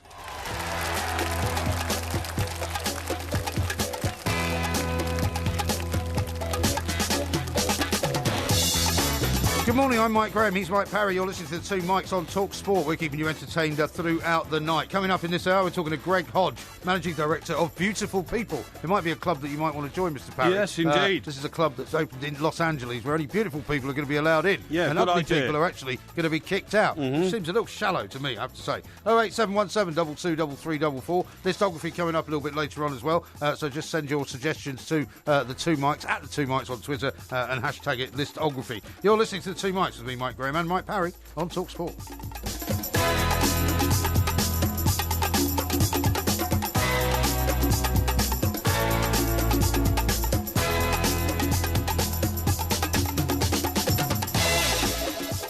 You have something to tell me? Well, only that we've had a big communication from our favourite bog cleaner. Derek? Yeah, in Derek from Pencaid. Pencoith. Yeah, what does he say? He says, Porky claims that by 10 a.m. on a Sunday he's been awake for 5 hours. Big deal. By that time, I've been in work for 5 hours. Yeah, There's Derek from and well done, Pencoith. and well done to Derek. Yeah, yeah, Funnily absolutely. enough, there was an exchange on Twitter the other day from somebody who was wondering if Derek had shown his face because he'd been off the radar for a while, hadn't he? He had, yeah. I don't know whether he'd been away on holiday or something like that. I know. But one guy who listens to our show said, Yes. "Oh, actually, I know that he's around. I know that he's fine because he cleans our office." Oh, really? Yeah, so he actually That's knew great. that he was still going well. That's Now, great. here's one from Rufus who says, Bob Bradley's from New Jersey. That's He right. sounds like he's from New York, not Alabama. Yeah, that's right. So he yeah. doesn't mean. So he doesn't actually sound like Boss Hog. Tidy, tied and tied. No, exactly right. That's Yeah. 33rd and 3rd. Yes, thank you. I don't think you need to explain that. Well, not to you, but maybe to our millions of listeners. Okay, Swansea City are totally dissing British managers. Bradley will be a disaster. So short-sighted. Yeah, well, there you says go. Zoggy the Like you Gooner. said, and I'd Well, I don't agree with that. Well, I do. Now, there's one here from a guy called John. I'd wager the Porky take his own personal expensive pencil when he goes to vote. No, I wouldn't be Man of the surprised. people, says John. No, I don't. But By funny the way- enough, I've got another of my expensive pens with me tonight, if you want to have a look. Oh, have you? Yes. We could actually do a pen of the day, couldn't Yeah, we? we Like could we did do. with your watches. Which Could one is do. this now, then? I think this is a Parker. A actually. Parker? I think so. I'm just Ooh, having very a look. nice. Oh, no, it's a... You shouldn't give away too much of this. You might be the next victim of the Kim Kardashian armed gang. I might be. Yeah, they might pop round to the old Porky Towers and unload you for all your Actually, this riches. is not a Parker. What is It's, it then? I'm trying to find out. Is it a cross? No. Is it a Waterman? No, I had the cross. Yeah, it's a Waterman. It's a It's a Waterman. Waterman. Well spotted, yeah. Yeah. It's got a W at the top here. Yeah, there you go. Waterman, yeah. Now, I'm also Yeah. being reminded by Illuminati that Riyad Mahrez also came through the Le Havre Academy system. Oh, as did well. he? So a lot of rather good players have come through The there. Havre Academy? Yeah. No, they had an academy. Well, they have got an academy. What sort of academy have they got? Well, a Like football Brixton academy. Well, no, Hmm? it's a football academy. Oh, is it? Okay, yeah. Not like the O2 Academy where Yeah. we're going Liverpool, obviously. No, exactly. No, Now- but speaking of man of the people, Yeah. did you see Liam Gallagher's interview over the weekend? Well, funny enough, there was quite a lot of Liam Gallagher interviews over the weekend because... He's now giving interviews to everyone. Oh, of course he is. Apart from us. Yeah, well... But you know- thanks to you. Well, no, it's not thanks to me. I mean, you know, if he hasn't got the courage to come on and say to my face what he said in a number of tweets and texts, then he is the shallow individual that I've always suspected he was. Do you know he's also 44 now? Oh, yes. So he's not exactly, you know, the bad boy of Britpop anymore, is Not he? You know really, what no. I mean? I mean, if you were one of the bad boys of rock, Yeah. you'd be looking at him going, you know, he's as old as my dad. Yeah, exactly. That's right. Now then, But I he want did to... suggest. But he did say. I mean, and that was what the reason Yes. I was raising it with Yes. you. He did refer to his brother Noel as, in very sarcastic terms, as a man of the people. Yes, that's right, yeah. Because Yeah, I he know. said he'll be sitting in one of his massive mansions. I know, eating tofu or something, right? Yeah, tofu, nicking my expression. But actually, the one I read was in the Sunday Times Yeah. culture section. Oh, yeah. And it was just droning on drivel after drivel after drivel, self-justifying pieces, you know. Now, I want to tell you about, talking about people from the power, I want to tell you about this heroic footballer who we must have appreciation for because he was outstanding. His name is Mel Charles. Uh-huh. Now, Mel Charles, right, who unfortunately, I should say, not fortunately, who unfortunately passed away Yeah. last week. Yes, I remember that. He was the brother of John Charles. John Charles' brother. Yes, I and remember John that too. Charles unfortunately passed away a few years ago. He did. Now, the point is, these two guys were... But John Charles is far more famous, really, isn't he, in a way? Well, this is what I'm about to tell you, see, because I looked at my obituary journals and... Your obituary journals? Yeah, and the tributes... What is that, then? Oh, it's a collection of, it's the record of people's lives. Right. And there's thousands of But them, you know what I mean? an obituary journal would come in the form of what? Death Weekly or something? No. It's on the internet. No. It's on the internet. I You see. can go and seek the, the life story of people. Seek and you shall find. Yeah, who've suddenly passed away, sadly, But the point is that Mel Charles and John Charles, until Gareth Bale came along, were easily the famous Welsh footballers, the most famous Welsh footballers of all time, Right. okay? They played in a team with a guy called Ivor Oldchurch and people like that. Yeah? No, I don't know the names. Really. Yeah. Anyway, what's amazing about Mel Charles is he was 81. He was John Charles' brother. John Charles became famous because he went to play for Juventus. Mel Charles always stayed in this country. But what is astonishing is that he played in the World Cup in 1958 against Pelé. And Pelé called him the greatest defender he ever played against, even at the end of his career. He said he was outstanding, but he was Welsh and sort of therefore went largely unrecognised, even though they got to the I was going to say, how far did they get? quarter-final of the 1958 World Cup. Well, that's pretty good, isn't in it? Sweden. Or was it yeah. a smaller competition then as well? Yeah, it was a smaller competition. Yeah. I think there were 24 teams, so that wasn't bad, was it? Yeah. And they only got beaten by a single goal against a Brazil team that included Garrincha. Oh, yeah. I remember Garrincha. Yeah, and the He young had sort Pelé. of bendy legs, didn't he? He did, yeah. He suffered, is it polio or something he'd suffered Rickets. as a child? Rickets, Suffered yeah. rickets as a child. Yeah. Anyway, the point of this story is that Mel Charles was then transferred. He grew up in Cumbria area of Swansea, right? Cumbran? No, Cumbria, actually. Cumbria. Cumbran is a different town. Yeah, that's near Cumbria- Cardiff, isn't it? Yeah, that's right, yeah. Cumbria area of Swansea. Now, he was then transferred and he went to Leeds United, as did his brother, actually. Now, the problem was, when he got up there, he had to sign all the forms, and they suddenly discovered he was illiterate. Right. He couldn't read or write. I mean, that is quite amazing. But he went on to be a professional footballer Well, I suppose for many years. at that time, perhaps it wasn't quite so unusual, though, right? Well, I think it is a bit unusual, not to be able to read or write in this country. In what year was this? Like 1952 or something like that. You know what I mean? Yeah. And I don't know. Maybe. South Wales in those days could have been perhaps a somewhat backward type place, if you know what I mean. Yeah. I mean, I don't mean backward in the sense of backward country, but I mean... Well, it was probably quite poor in parts. That's what I'm saying. The welfare system wasn't that great in those days. But anyway, look... Not everybody went to school either. I mean, there was no Well, that's true. absolute Well, they kind left of, at 14 often. Yeah, but sometimes they didn't really go at all. Yeah, well, that's true. That's true. But anyway, look, it's amazing. He's died at the age of 51, very extinguished, best defender in the world, according 51? to Pelé. He must be older than that. No, 81. He died 81. at the age of 81. Yeah. I didn't say 51, I said 81. Okay. And I just thought it was fitting that, we point out that as a footballer, he made his mark on the world, and yet he was illiterate. Unbelievable, that. I know, astonishing, really. Yeah. How about this one from Steve, who says, "That's nice. Derek gets in touch, and immediately Porky abuses him. No. Big deal. Very rude. No. I'll tell you who else played in that great Welsh team, a guy called Derek Draper. Uh-huh. Now, Derek Draper then became a coach at Chester. Right. And when I played for Browns of Chester... Yes. The shop the that Harrods you of had the no North. business playing for. Yeah, that's You right. never even worked there. No, my mum worked there. Yeah, but that doesn't mean you can play for the team. The Harrods of the That North. technically makes you a ringer, doesn't it? Sorry? Doesn't that make you a ringer? No, not at all, no. But anyway, Derek Draper, who was a player at Chester, Yeah. pretty outstanding player, actually. I think he scored against Leeds United when Chester were drawn against him in the League Cup, when Leeds United were the best team in the country. He became our coach. And Derek was great because he told us all the stories of playing with great players like Ivor Oldchurch and all that kind of stuff, Really? So he played in that great Welsh team. So all I'm saying is that these days we talk about Gareth Bale and the Chris Coleman team, Wales and all that. Yeah. In fact, they did have another glorious era in 1958 with Mel Charles and John Charles and Ivor Oldchurch and got to the quarterfinals of the World Cup. Yeah, People indeed. forget about that. And people do forget about that, but I mean, they're having the resurgence now, which is the biggest resurgence since then, really. Yes, Right? They're yes. playing, I think, Wednesday night, aren't they? They are indeed. I think I'm right in No, saying that. absolutely right. Or maybe it's Thursday, actually. It's Wednesday or Thursday. Yeah, I It's think this it week. is Don't worry Thursday. about that. Yeah. No, I'm not worried about it. I'm just Yeah. trying to give the correct Yeah. information out. Good. They're playing Austria away. 7:45 kickoff on Thursday night. That's right, Thursday night. And also Republic of Ireland playing Georgia in the same group Yep. as well. Yep. And I mean, almost any game you can think of which is going to be going on this week Yes. is going to be more interesting in England and Malta. And Yes. Gareth Southgate, we haven't really spoken about too much, takes his first game, of course, on Saturday. Had his first press conference yesterday. Yeah. And, I'm not sure. Just not sure. Yeah. This is Talk Sport.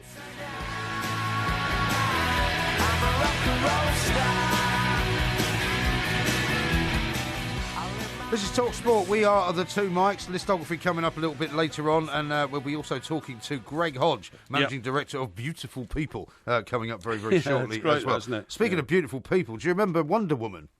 Wonder Woman. Do you remember Wonder Woman? I don't remember the song necessarily. Yeah, I do. Linda I remember the Carter. song. Do you remember Linda Carter as Wonder Woman? Yeah, she used to dress in the flag of the United States of America with stars and stripes. Well, it's a bit like sort of Captain America, That's only right. female form. But Exactly, there's a story going around, right? Yes. From one of the guys who is the writer of DC Comics, or Oh, one of yes. the writers of DC Comics, Yes. Greg Rucka, Yes. who says that Wonder Woman is bisexual. Oh, really? What do you make of that? He says she's been in love and had relationships with other women. Really? Yeah. Rather confusing. Because apparently she comes from the fictional all-female island nation of Themyscira, Oh, I see. where the only options are women, in fact. Is that like Krypton for Superman? Well, I suppose so, yeah. I suppose it is, yeah. Yeah, okay. Or Lesbos. Well, that is a bit of a shock, really, but I suppose it's Well, it's entirely in keeping with the modern I world. was about to is it say, not? indicative of the world we live in. Yeah. Now, listen, also indicative of the world we live in, Yeah. have we touched on the fact that Sam Allardyce has apparently not apologised to Roy Hodgson? We haven't yet, for no, mocking but let's his get to that. I speech? just want to tell you one more thing about Wonder Woman, because that'd be good. there's a new film coming out Oh. in June of next year, Right. starring Gal Gadot. Gal Gadot? Do you know who that is? No. No, I don't either. No? I mean, am I supposed to know who that is? Well, I mean, she's the one that's in the Fast and Furious films, if you've seen any of them. No. Haven't seen any of those? No, sorry. Okay. No. Well, it might be one for you to look out for. Okay. On your many trips to the cinema. I will look out for it, okay? Have you seen Spectre yet, by the way? Yes, I've seen Spectre. You have? Yes. Oh, yeah, you got a DVD on I it, got didn't the you? DVD and I thought it was underwhelming. Did you? I thought it was too long, too flabby, not enough action, really, Yeah. in the sense that rather predictable. But there you go. All right. So Sam Allardyce has not apologised to Roy Hodgson for mocking his speech impediment. Yeah, because you told me last week that he was apparently going to apologise to him. Well, he said he was. Yeah. He said he would apologise. He said in his departure speech, of course, I will apologise to Roy. Yeah. But it says... Apparently Roy Hodgson was very upset. Well, I'm just bringing this information to you and Armelines to listeners. Yeah. So it says the former England manager referred to his predecessor as Woy, W-O-Y, Yeah. suggested Hodgson was a poor public speaker who would send them all to sleep and criticised him for being too indecisive during the summer's European Championships. While accepting football criticism, Hodgson understood to have been offended by the personal nature of Allardyce's comment about his speech, particularly because he's not expressed any contrition since. The pair have known each other for years, and as England manager, Hodgson occasionally consulted Allardyce about players' form. Allardyce offered a sincere and wholehearted apology to the FA after his mutually agreed departure. FA statement also contained a reference to Allardyce regretting my comments with regard to other individuals. No mention. But why would Roy Hodgson be so upset by that? I mean, Roy Hodgson was mocked, sort of mercilessly by all sorts of people, including some people here at TalkSport. I mean, you would occasionally make fun of his voice, Yes. and lots of other people would as well. Yes. And people don't quite see the relevance of that because a lot of people go, well, everybody's done it, and why does he have to apologise? The reason he has to apologise, I suppose, is because he was kind of supposed to be trotting out the FA line. He was supposed to be nasty to people. Yeah, well, first of all, he was Roy Hodgson's successor, so I suppose you have to have respect for the dignity of the office you fulfil. Yeah. And Roy Hodgson was the previous. But I didn't realise this one. I've just come across this. Mr. Hodgson is particularly sensitive about the mimicry of his speech and was upset when the front page of a national newspaper in 2012 headlined "Boing on the Your Woes." I remember that, yeah. Well, that was really crass, I thought. Yeah, I actually. thought it was really and crass it wasn't as well. particularly clever. But on the other hand, the FA were quite right, probably in their own way, to complain about that. Yeah. And to get an apology out of the sun. But in that case, really, why would Sam then do the same thing? Well, because everybody did. Everybody thought they were being instantly clever and funny and witty by describing Roy Hodgson as Roy Hodgson, because of course he couldn't roll his R's. Yes, so certainly couldn't. But I mean, he must have had to put up with that for 50 years. I would imagine. No, exactly. And frankly, it wouldn't bother me one iota. If people accuse me of being, a ginger-headed freak. Which they have done in the past. They have, well, certainly Liam Gallagher has. Yeah, indeed. Although he didn't refer to your gingerness, but he did refer to you as a freak. Yeah, he did, yeah. And some very unkind. Rather more cruel and nasty words.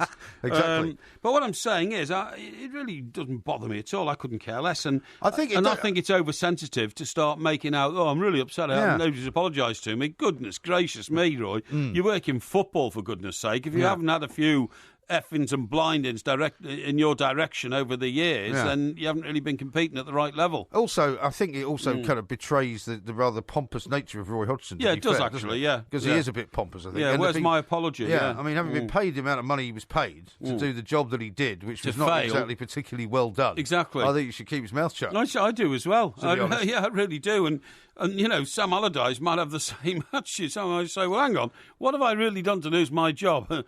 Is it partly because I rather crassly, gave a poor imitation of the way Roy Hodgson speaks? Because if it is, it's pathetic, really. Yeah, absolutely right. Now, there's a guy called Andy from Washington, D.C. not very happy with us. He says Bob Bradley has a 50% win record as a manager. Compares to 39% for Allardyce, 43% for Hodgson, 46% for Eddie Howe. Why is it so hard for the Premier League to take? Hang on, who was he managing? Well, I think that's where the problem lies, isn't it? When people start trotting out statistics, which may or may not be of any relevance. Exactly. I don't think it makes any point. But he then says, apologies, assuming the two mics in any way representative UK opinion, clearly a huge mistake. They'd fit in a Trump USA. Not quite sure what he means by that. I don't understand that either. What's he trying to say there? I don't know whether he's trying to say that we're incredibly successful billionaire types, or whether we are in some way laughing stock types, because he's obviously not a Trump supporter. I don't know. But there's a picture of him on a bike. Is there? In his profile picture, so he's not going to be somebody you'd like anyway. Well, we won't go there. No, I'll tell you what I wanted to talk to you about, because we were recently in Edinburgh. And I think I'm right in saying, aren't I, if we've spoken, if we have interpreted properly what our technical people are telling us, we may soon, very soon, have a podcast out on the Edinburgh show. A live podcast, yes, correct. That's right, yeah. Well, I was just going to tell you about what I came across researching about Edinburgh and how we're going to promote the podcast. Yeah. Now, Robbie Coltrane, right? Yes. You ever met him? Robbie Coltrane, no, I don't think I have. I haven't either, no. I think I've been in the same room as him, but I've never actually spoken to him. Okay, and he starred in the Harry Potter films, didn't he? Yes. Big fat guy. Yeah, well, yeah, you might say that. What was his name of the person? Hagrid, he plays Hagrid, in Harry Potter. Hagrid, okay. And anyway, this is what was quite amusing. He's great in that, by the way. He is great in that. And also, he was great as Cracker. I thought he was brilliant as Cracker. Yeah. But I tell you what, I read once. Our mate Piers Morgan, writes a column every week in the Sunday newspaper, Diary. Yes. He said once he went to the Ivy Club, which I think is the sort of less casual restaurant above the Ivy. Yeah, there's a sort of a bar that's open quite late at night, and there's a bit of a terrace. In fact, I keep meaning to go there. There's a smoking terrace, I think. Oh, is it? Yeah, which would be very handy. And anyway, so Piers is in there with somebody, and Robbie Coltrane came in, sat at a table that was in the eye line of Piers' table. Yeah, he doesn't like him, does he? Oh, he started mouthing all sorts of profanities at him and really getting het up. The more he drank, the more he was swearing at him. And in the end, Piers had to get up and go over and say, excuse me, what exactly is the problem? Yeah. We've never met. Yeah, right. And they had never met. Right. But Robbie Coltrane just taken against him on the basis that he was a tabloid journalist. Yeah, absolutely. So anyway, what I pick up is this. Robbie Coltrane, age 66, weighs 20 stone. Right. Now, while making National Treasure, which was the one that was on last week about a so-called star who'd been... Yeah, it was a sort of Operation U-Tree. Operation U-Tree, a star who'd been cited by the police as being accused of sexual offences in the past. In the past. So he says, while making this National Treasure, ITV's bleak drama about an alleged paedophile broadcaster, Robbie Coltrane ate at Edinburgh's Lalbadaro. Lalbadaro? Yeah, do you know what that is? No. Golden Dawn. Okay. And apparently it's one of the most famous chip shops in the country. Really? Did you know that? No, I didn't know that. I don't know why we didn't go there. Yeah. Well, I mean, we didn't have a lot of time when we were there, really, for fish and chips. Anyway, it's called Lalbadaro. Right. I went to a kebab shop in Leith Walk one night. Yeah, on the way home. On the way home, yeah, you told me that, yeah. Anyway, it says he's very well known in this place. I don't know how much time he spends in Edinburgh, but I mean, has he got any Scottish antecedents? Well, he's Scottish. Oh, he's Scottish, is he? Did you not know Robbie Coltrane was Scottish? Oh, yeah, of course he is. Yeah, that's right. In Cracker, he was Scottish, wasn't he? Yeah, that's right. He's also Scottish in Harry Potter. He's Scottish in Harry Potter as well, Pretty much in everything he's ever been in. Okay, yeah, right, yeah. So therefore he does have Scottish antecedents. I would imagine so, yeah. Yeah. So anyway, it says... How do you spell this thing? I'll look it up and see where it is. Right. It's L''Alba, capital A-L-B-A. Oh, A-L-B-A, which is Gaelic for Scotland. Oh, is it? Yeah. Oh, okay. And then Doro... which is capital D apostrophe O-R-O, and apparently it means Golden Dawn. Okay. Yeah, but anyway, he goes there, he's very regular, and a typical night there is 2 portions of fish and chips with sausage and a slice of pizza on top. Oh, God. According to my Google map, it says it would take me 6 hours and 57 minutes to get there. What, from here? Yeah. Well, yeah, but it's in Edinburgh, isn't it? No, I You know. Yeah, slice of pizza on That's the by top, car, okay? obviously. And while all this is piling up... Oh, it's in Cannon Mills. I know where that is. Oh, is it? Yeah.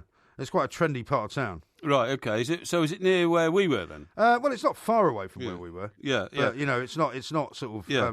It's near... Do you remember the Water of Leith, which was down at the bottom of Leith? Yes, But if you follow that all the way up, I see. he would sort of find it. Right, okay. around there. It says on one occasion he was famous for ordering the double fish and chips, 2 pickled onions, and then said, throw me in a black pudding for my dog. But I mean, what an astonishing diet.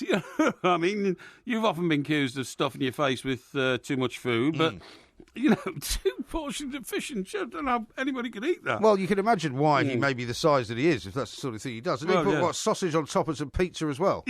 Sausages on 2 Well, I sausages. mean, I remember when I was in and a slice Scotland, of and we did pizza. a story on a place where they were doing deep-fried pizza. Oh, yeah, right. Where yeah, you right. would basically fold the pizza in half, Yes. put it into a deep fryer, Yeah. and then it would come out covered in batter. Wow, and then you'd eat it as a... And then you would eat it literally Golly. as a pizza covered in batter, which just Golly. sounds ridiculous, Yeah, right? it does, And yeah. they did the same to a doner kebab as well. Oh, yeah. Where you could basically put batter on a doner kebab, stick it in the deep fat fryer. I mean, it's almost instant heart attack material. Where did you find the kebab shop open at 3 in the morning? It was on Leith Walk, not far from where you were, Blimey. actually. In fact, I think it might have even been a bit later than that. It was like about 3:30 or something. Amazing. It was very tasty, actually. It's the best time of the night to have a kebab, to be honest. Indeed. If you can manage to stay up that late. Now, coming up, we'll be talking to a man who's probably never had a doner kebab in his life. Yeah. His name is Greg Hodge, Managing Director of Beautiful People, starting up a bar and a club for beautiful people Excellent. only. And ugly people need not apply. Good. This is Talk Sport. After hours football debate for poachers, private eyes, Could I ask you something personal? and pole dancers. I'm not in market for business, love. Mike Graham's been all 3 at some point in his career. Really, you great big sweaty bush idiot? And I'll tell you what, you were a better pole dancer than presenter, I can tell you that. The 2 Mics on Talk Sport. The beautiful people, the beautiful people, the beautiful people, the beautiful people, the beautiful people, the beautiful people, the beautiful people, the beautiful people.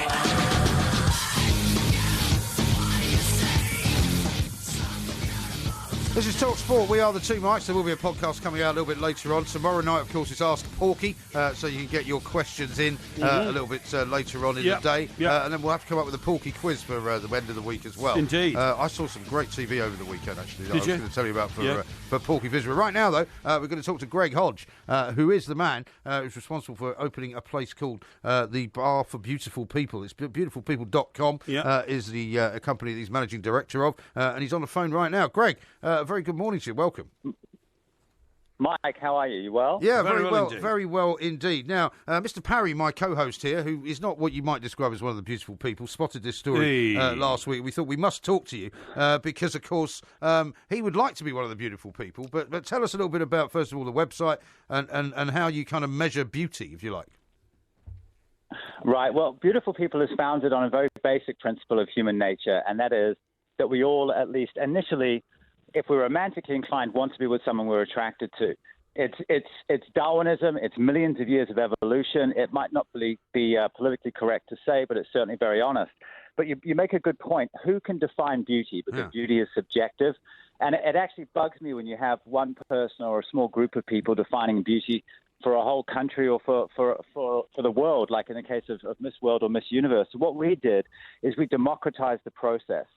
So if you put up a picture and a profile, you're voted on by the existing members of the opposite sex, and if you get a majority of positive votes, you're accepted. Otherwise, unfortunately, you have to remain outside the velvet ropes per se. Okay, but isn't the only problem with that principle, Greg, that you would then bar from coming into your club or joining your website dating agency some very, very famous people who just didn't happen to be very good looking. So, for instance, supposing the guy used to play Jaws in all the James Bond films, you know. Oh, yeah. He's dead, though, isn't he? Yeah, well, he is dead, yeah. Well, he's but not going to be joining. No, but I'm thinking about when he was alive. If he suddenly turned up and you said, "You're very ugly," and he said, "Yeah, well, that's because I'm an actor and I'm supposed to be He ugly." was Richard somebody, wasn't Richard somebody, yeah. But and so you wouldn't let him in on the basis that he's ugly but still very famous. Hey, listen, that's the nature of the beast. That's the concept. But we are making certain allowances for the club, and that is because we've had over 12 million people apply to Beautiful People, and only 1 in 10 actually get accepted. So apply to the website. 1 in 10 are accepted. Wow. So most people are turned away. So we've got all this fascinating data, and what we've realized is men that maybe are not necessarily that attractive, particularly men, I should say, who may not be that attractive, but look like they've got money, who look like they've got wealth, then the woman will vote them in. Yeah. But that is the difference, isn't it? What's the difference? Well, that's the difference because, I would imagine, and you can correct me if I'm wrong here, Greg, that, if women's view of men is not necessarily based entirely on how they look. No, exactly. But quite often men's view of women is based just on that. And we see that. We see the different ways men and women vote. And men, bless us, will vote women in based solely on how they look. Yeah. Even if they're not that attractive, but they look like they've got, a lot of sex appeal, they're showing a little skin, men will vote them in because men are dogs. That's just how we roll. Women, on the other hand, they look at the bigger overall picture. Does this guy look like he's got money? Does he look like he's got a great lifestyle? Is he articulate?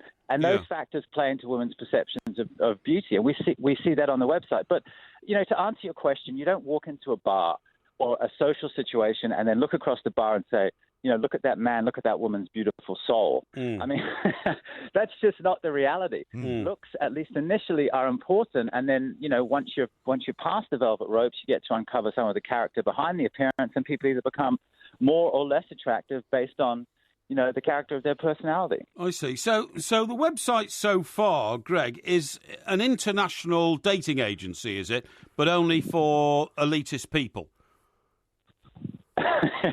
Well, when you say elitist, but when you say elitist, you make it sound as if it's something you don't approve of. Whereas, no, I approve of it very much. You do approve of it. Take for instance Lionel Messi, who you may or may not know is the greatest footballer in the world, Greg. Of all time, exactly. I know Messi. Yeah, exactly. Now, some people would say he's an ugly little wretch, but the fact that he's the the best footballer in the world surely makes him attractive, doesn't it?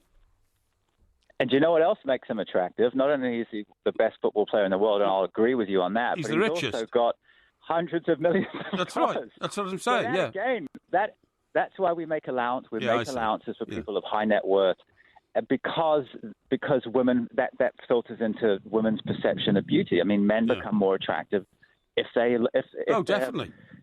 Socially relevant or have a lot of money. It's just the reality. Now, looking at some of the stuff I've read about the club idea, though, that's not so much going to be judged by the people who are members of the online dating service. That's going to be judged by a committee, right? Well, it's not going to be we're not. That was misinterpreted in the press. And, the media's come up with a clever term, the beauty police. At any of our events that we do, all over the world, we always have 2 door pickers that stand there with a picture of the member coming in to make sure that the member that turns up looks like they've represented themselves online, because the dating and social networking market is a minefield of people who misrepresent themselves. It's false advertising. They put up a picture where they're 30 pounds lighter and from 10 years ago. So that's what we've always had. And, of course, for the bar, it's going to be open to members and their guests will be allowed entrance on the proviso their guests are attractive. And, yes, that will be a judgment call that's made by 2 of our door pickers. I think this is a great system. Well, what you might say as well is that it's no different in a way from the way certainly any nightclub in New York or London's ever worked, as far as I know, but they don't actually admit that they work it that way. Look, you're exactly right. We're doing really nothing different. We're just owning it. And I was in the club business in London for many years. I had a private members club in Soho. I know how it all works. That's how every, at least, as you say, elitist or high-end bar or club works anyway. If you look like you've got money, they'll let you in. And if you're beautiful and you look like you're going to attract money, they'll let you in. Okay, now if we turn up in LA anytime soon, Greg, are we going to get in? Because, we believe It's a $64,000 question. We believe in globally expanding your business. You guys have, great voice, great face for radio. Yeah, exactly. Listen, I know I can't honestly answer that because I think I was supposed to be sent your pictures and I haven't had a chance to have a look at them.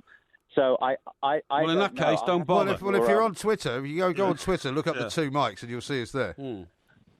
I'm the better looking one, by the way. Now, Greg, where do you originate from? Are you British? Yes, I am. Yeah, you're British. Oh, okay. Well, in that case, I thought you sounded a bit Australian. Actually. Yeah, I did as well. I wondered whether you'd worked there as well. But anyway, look, you clearly, got your finger on the pulse of this sort of business. I mean, this is now a worldwide top 0.5% of the population type business, in which you seem to have cornered the market.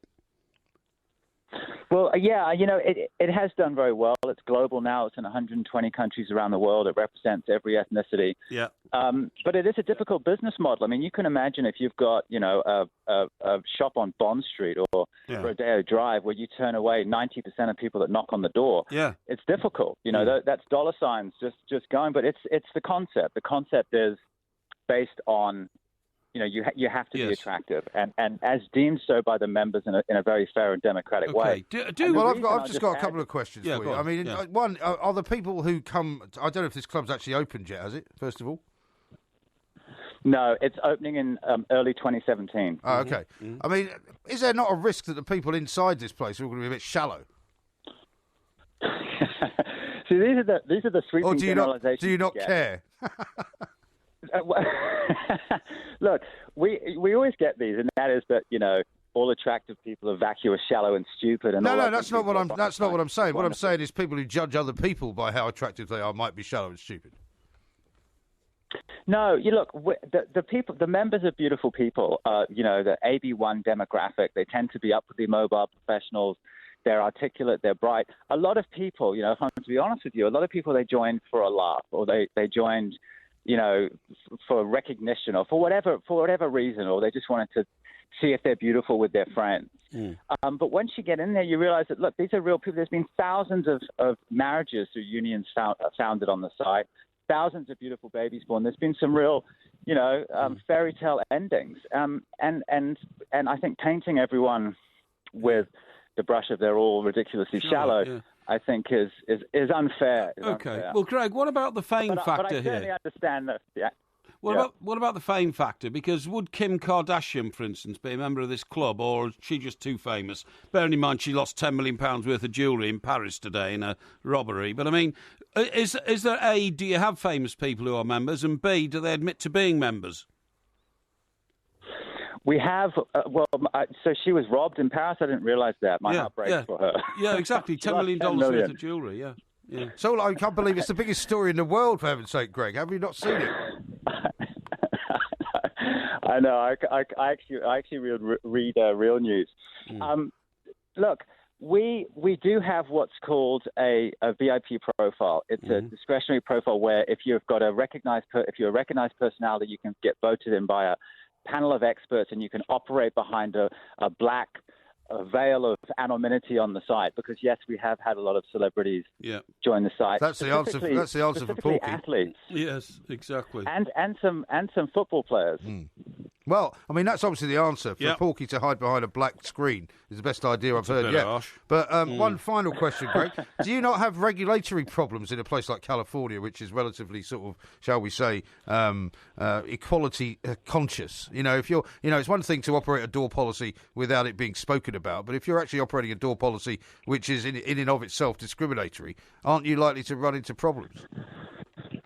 Well, no, because attractiveness is not a protected characteristic. I mean, a protected characteristic is sexuality, age, race. I bet ugliness will gender, be so. And all of those. Some people are trying to make ugliness a protected characteristic, but of course it's fraud. It's ridiculous. But a litigant's wet dream, I'd say. But no, we're not. And also, it's a private members club. So with that, you're not subject to some of the same civil rules and regulations within a city. Okay, cool. Well, listen, thank you very much. The right to privacy is Okay, Greg, thanks very much indeed for good luck joining with us. it, Greg. We shall keep an eye on it, and if we ever are in LA, we'll look you up, okay? All right, Mike and Mike. Thanks for the chat, hey? Thank you very much indeed. I think it's beautifulpeople.com, basically, if there's any beautiful people out there that want to try their luck. Actually, what we should do is encourage some of our listeners to apply to beautifulpeople.com. See if they get and rejected. see how they get on. That's a bit harsh, Why? isn't it? Well, rejection often hurts people, doesn't hurt me, because I've got a thick skin. Well, it but doesn't hurt you because you've been rejected so many times, as indeed have I. No, not at all. Yes, it's you just have. that I'm very selective about places I applied to join anyway. Oh, really? Yes. Oh, well, we'll talk about a Yes. bit more about that coming up very Yes. shortly. This is Talk Sport. This is Talk Sport. We are the two mics. Listography coming up in the next hour. And, of course, we will be putting it all out on a podcast for you a little bit later on this morning. Fascinated by your contention there that you haven't been rejected that many times or whatever. No, I I haven't. mean, have you never applied to join something and then been rejected from it? No. Really? No, never. Really? Never. But you're not really a very clubby sort of person. You're not a member of any clubs, really, are you? Apart from the yacht club. Well, when I was, I think I've told you this story before, when I was a sort of, up-and-coming young reporter on the Chester Chronicle, I joined the Labour Club, the Conservative Club and the Liberal Club because they all had various extended drinking hours. Yeah, but that was purely and simply for the drinking scenario, right? Well, also the snooker. They all had snooker tables as well, and a full-size snooker table in Chester was quite rare, actually, you know what I mean? Yeah. You get it at the YMCA. It's another reason why I joined the YMCA. For the snooker table? Yeah, For the snooker canoeing? table. Yeah, that's right, yeah. You could have ended up like that guy who went to Panama. Yeah, good enough. Yeah. But no, I mean, I'm not really a member of clubs at all. I don't see the point of joining a club. Why would you join a club?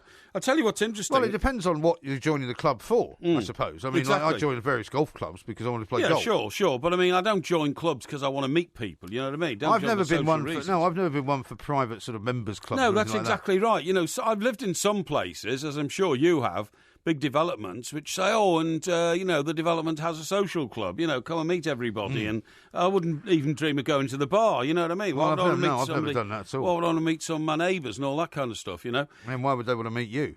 Well, I mean, they do meet you when you go around complaining about the various things that they're doing. Well, if they do them wrong, of course they do. I'll tell you what I want to talk to you about, John Cleese. Oh, yeah. Now, John Cleese has become a very odd man, I think, in his dotage. Because, he's become a bit bitter and twisted, well, hasn't he? bitter and twisted, driven by the need to work, apparently, because he's had to pay huge amounts in payoffs to his various wives, £12.5 million, I think, to the last one, in a divorce And to be honest, I mean, that is largely his own fault. One, it's for his own marrying fault. a woman that didn't work out and took him to the cleaners. And also, two, for not having a very good lawyer. Well, he must have a terrible exactly. lawyer. I totally if he's agree. paying out all that kind of money. You know, if he didn't learn the first time that you can lose half your wealth and more, and sometimes the whole of your wealth by getting yourself divorced, then maybe he shouldn't have. But anyway, apparently he's having a go at Scots people. Really?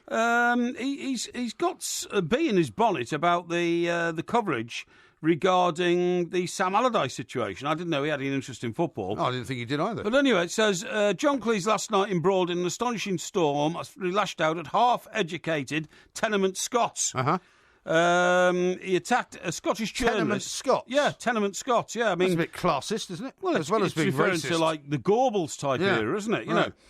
know. He attacked a Scottish journalist who had defended the newspaper's sting on Sam Allardyce. So he's sort of... somebody from the Telegraph, maybe. Could be. He wrote on Twitter, "Why do we let half-educated tenement Scots run our English press?"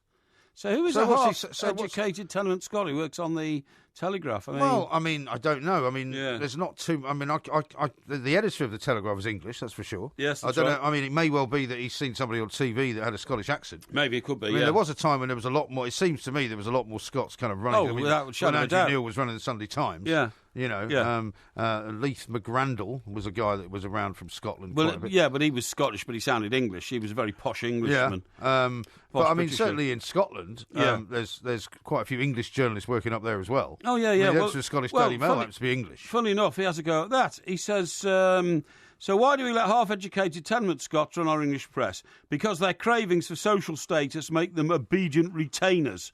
He's 76 now. That's a ridiculous thing to say. It is, isn't it? Yeah, Cleese is now 76, right? And has now been accused of xenophobia, snobbery, and making a fool of himself. So he then replies to that by saying, seriously, I'd rather have educated, cultured and intelligent people in charge. Sorry for the elitism. It's not casual racism. It's considered culturalism. Oh, yeah. Another good question I would like to put is this. Why are there no English journalists running Scottish newspapers? That is xenophobia. Now, you can answer that one personally. Because Absolutely. you're an Englishman running a Scottish newspaper. Well, I wasn't really. I mean, I was seen very much as an outsider. Yes. Because in Scotland there are certain parts of the business of either law or journalism or academia or Yes. anything else. Yes. Where there are some sort of little Scotlanders, if you like. Yeah, yeah. But by the same token, Yes. you do your job, you get on with it. Yes. Nobody treats you any differently because you were Scottish. I mean, in all the time that I lived in Scotland, I was only ever really attacked verbally in a bar by a guy I didn't know, Really?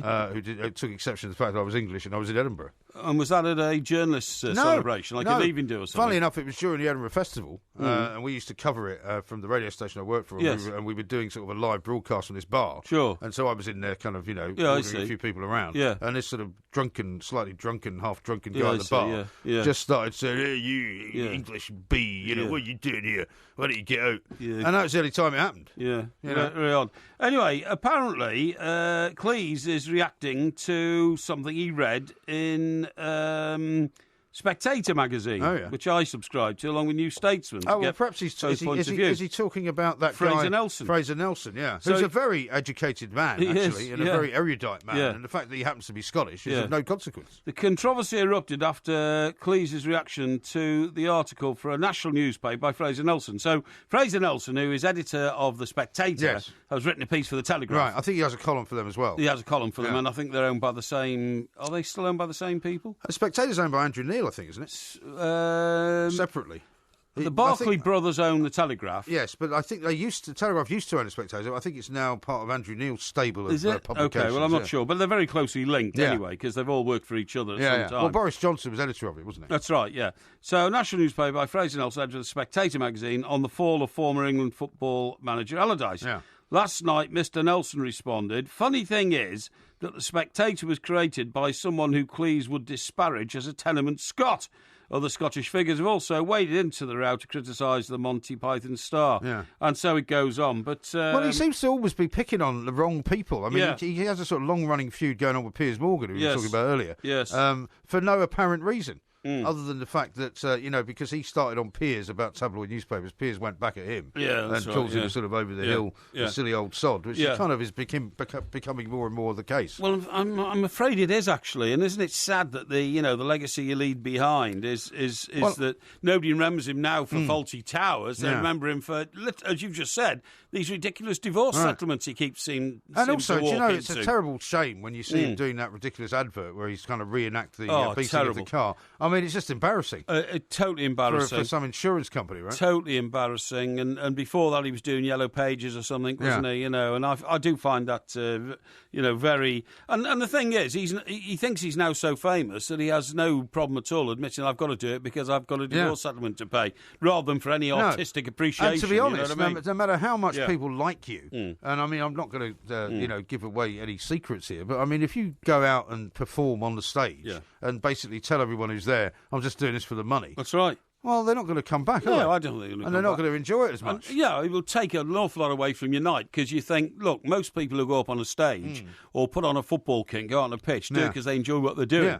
And to say I'm only doing it for the money because, I don't really care about you people as being the audience. As long as you put your hands in your pocket and give me some money, I'll keep doing it. Yeah, you know what I exactly mean? right. And Now, yeah. a couple of tweets have come in on the subject Right. of our man Greg there that we spoke to. Scott says, I love the way he dodged the issue and pretended he hadn't seen your faces. You could see his nose growing through the radio. Yes, you could, actually. Well, I don't know Yeah. if that's true, actually. Well, we did send the pictures to him, didn't we? I believe so. So how come he didn't get them? Well, maybe there was some kind of problem with the transmission. I doubt it very much. I'm But- sure he was the sort of guy that would have quite happily said, you guys are You not guys pretty too enough to ugly, get yeah. in. However, he did intimate that, in the case of men, it's not always how they look that determines precisely what goes on. And Becky backs that up as well. She says Porky may not be an Adonis, but his beauty is in his brain and how he keeps us amused most of the week. Well, that's very kind of you. Thank you very much indeed. A sort of backhanded compliment. Right? Absolutely. Listen, just go on. Yeah, No, go on. There was another one here from go on. Brooksy. Brooksy says it isn't just the boy that's offended. Being mortified, shocked and offended seems to be a national pastime in this country. Even if someone isn't offended by something said to them, then someone else will be on their behalf. Well, that is true. It's a growing truth that we have professional. I mean, all those jerks who closed down the city airport by sitting on the runway recently. Not one of them was actually directly involved with the campaign they were protesting about. They were protesting on behalf of other people. Yeah, right. Wasn't it? About, the rights of black people in America. Lives Matter, yeah. They were all white people and they were all English, so I don't know what they were doing. Listen, getting back to Greg, who we spoke to from Beautiful People, I've come across this this survey which says if you stand with an ugly pal, that's good because it makes you look more attractive. More and more people are aware of it. Yeah. It says researchers have discovered that our judgment of people vary according to the company they keep. And if their companion is a plain Jane or a dull Dave, you benefit from it. A dull Dave, Not like the dull Dave that works here. I don't know, we've got a dull Dave, have we? No, you're quite right. No, sorry, got a few lively Daves, I suppose. No, exactly right. No, but I mean, there's a lot of women who practice that particular thing as well, don't they? Yes. Where the prettier one goes out with a girl who's not quite so pretty as she is because it makes her look better. That's right. Yeah. I used to go, when I used to knock around as a teenager. I mean, was this when you pretended to be Noel Edmonds' brother? Yeah, that sort of period. The discos in Chester and all that. My best mate, a guy called Kev. I mean, he was like an Adonis. Was he? He had long blonde flowing hair. He was a big, huge guy. He was a black belt in karate. And what was he hanging around with you for? Well, we grew up together, really, to be honest. And was he the one that nicked the scooter? No, that was somebody else, was it? Oh yeah, that one. Yeah, he did actually. He did. He did nick a scooter. Yeah, he did nick a scooter. You're absolutely right. Yeah, but the thing is, we did very, very well when it came to matters of the opposite sex, and all that kind of stuff. But he did better than anybody. He was often spoilt for choice. Really? Yeah, literally. So you used to hang around with him and get his kind of rejects? Well, not his rejects. I'd get like the partner of his. You see, we had a modus operandi, and that is that when you went into a nightclub, never respond to the first females who hit upon you, right? Because there might be something better. Well, how many did hit upon you? Oh, 2 or 3 in a night. Really? Yeah. Well, hit on you? Yeah. Really? Well, because I was with Kev, like? really. Oh, they look great. They're all beautiful, and so we had, we used to go out drinking till about 10:30, 11 o'clock in pubs, and then go to a club. But, I've seen too many fellas just fall for the 6-card trick, whatever it's called. 7-card trick, is it? What's the 7-card trick? I don't know. Is it 3-card trick? I can't remember. I don't know. But it's an expression like that. Well, there's an expression about a 3-card trick. 3-card trick, But that's I don't right. know what it is when it regards to dating. And you go in there and you think, and a rather attractive young lady suddenly hits on you and you think, this is great. No, we used to just, moosey around till about 1:30 in the morning, weighing up the talent and all that kind of stuff. And then we had our pick of 3 or 4 maybe different couples of ladies who we could sort of tempt to leave with us. Right. You see what I mean? On a stolen scooter or whatever. On a stolen scooter, but I mean, that was our modus operandi. Yeah, I see. And it was always very successful. Okay, well, we'll have to explore that a little bit later on. We've got Listography coming up in the next hour. This is Talk Sport. Talk Sport on DAB Digital Radio and 1089 and 1053 AM. Freedom for sport. Can we kick it? Yes, we can. Talk Sport. Good morning, I'm Mike Graham, he's Mike Parry. You're listening to the Two Mikes on Talk Sport. We'll keep you entertained throughout the night. Coming up in this hour, it is Listography, and I think coming up very shortly, we will choose which Listography we're going to do tonight. If you want to try and get one in as a suggestion, you can hashtag it Listography and send it to Twitter at the Two Mikes. You can call us as well, of course, 08717 223344. You're listening to the Two Mikes with me, Mike Graham, and Mike Parry on Talk Sport.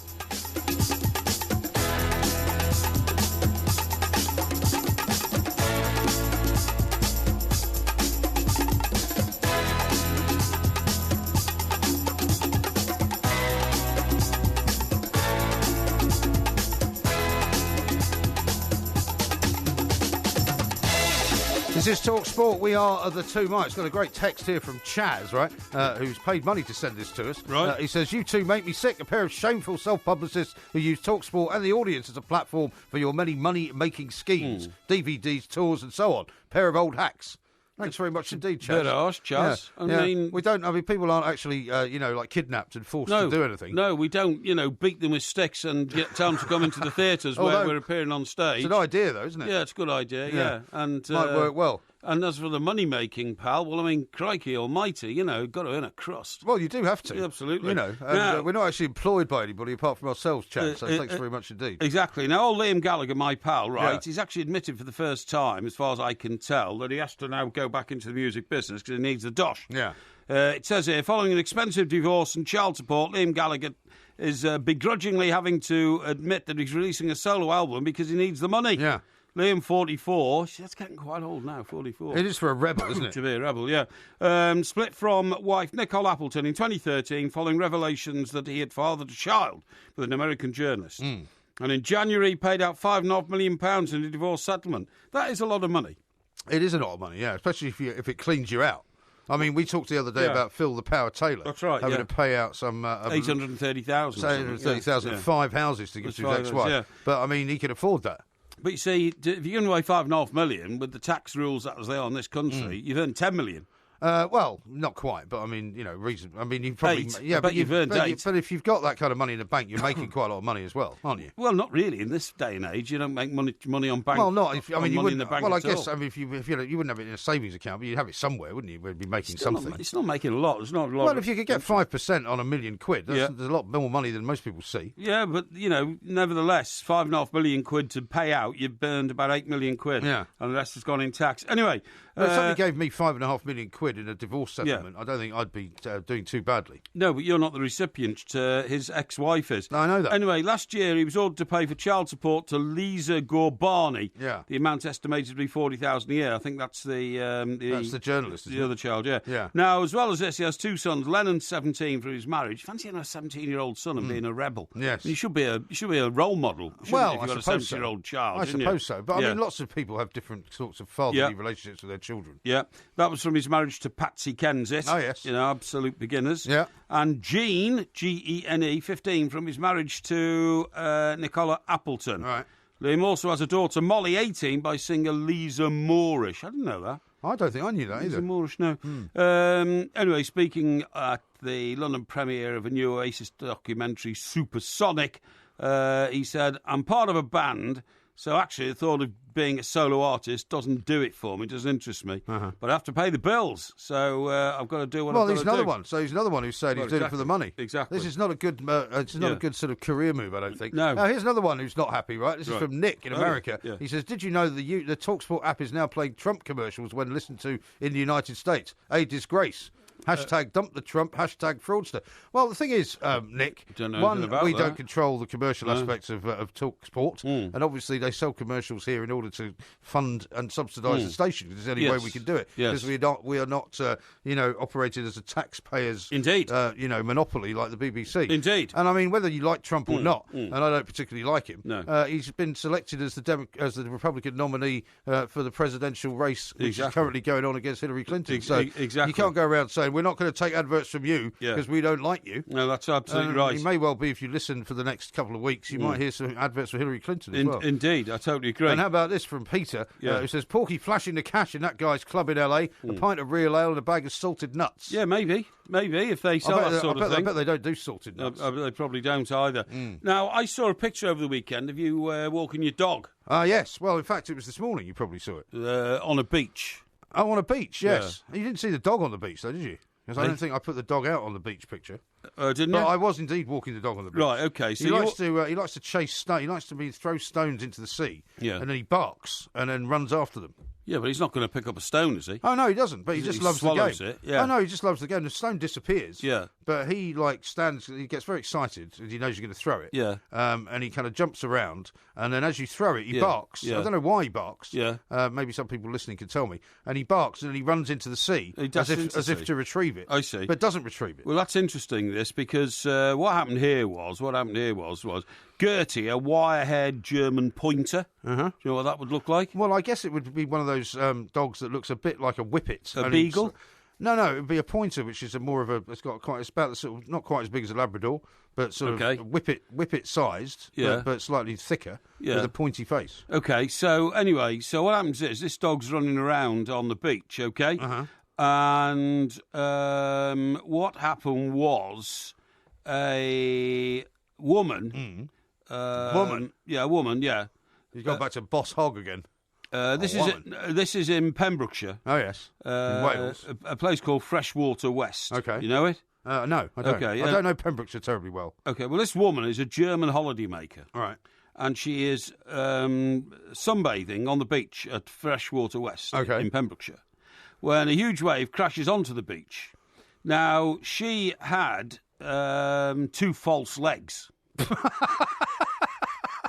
Sorry. What's your? Where do you get these stories do you always from? mock disability? No, I'm not doing that. I'm just, Right. you're just unveiling the story in such a way Yes. that was not what I was expecting. All right, okay.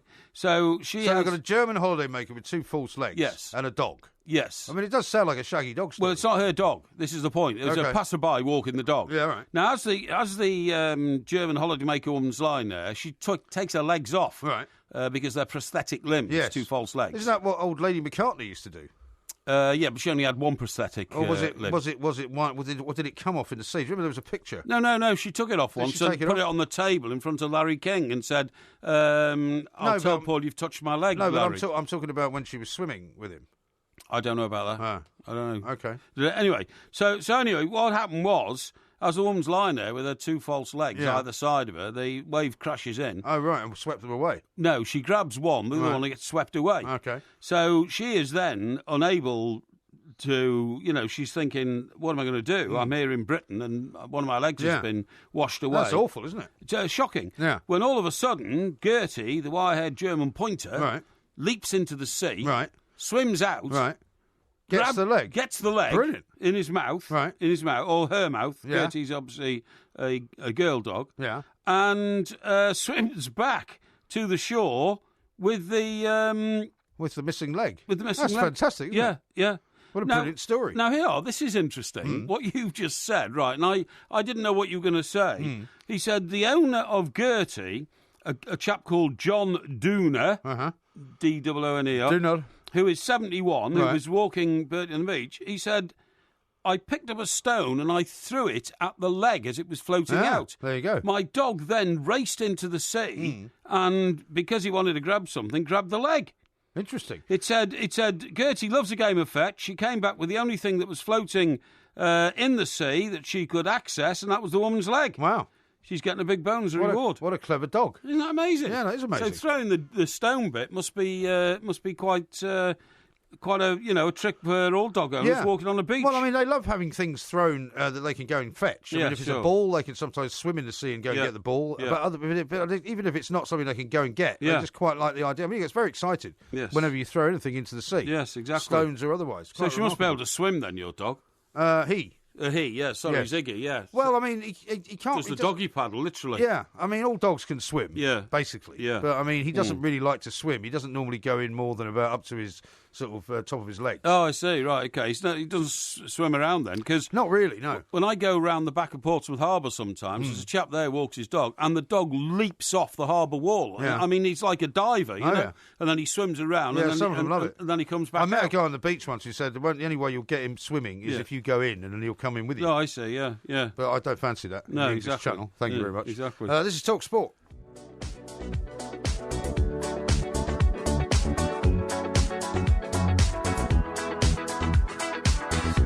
Matty has just tweeted in at 2 mics. He says, I think Phil Taylor's divorce was on his mind last night as he was knocked out of the darts in the first round. Was he? Well, that's not going to be helpful, is it? No, it's not going to be He's going to be making some serious money. No. Now, a couple of things I've got to mention to you. Okay. First of all, one, we've got to pick a listography. Yes. And I think we may have focused on one, right? Yeah.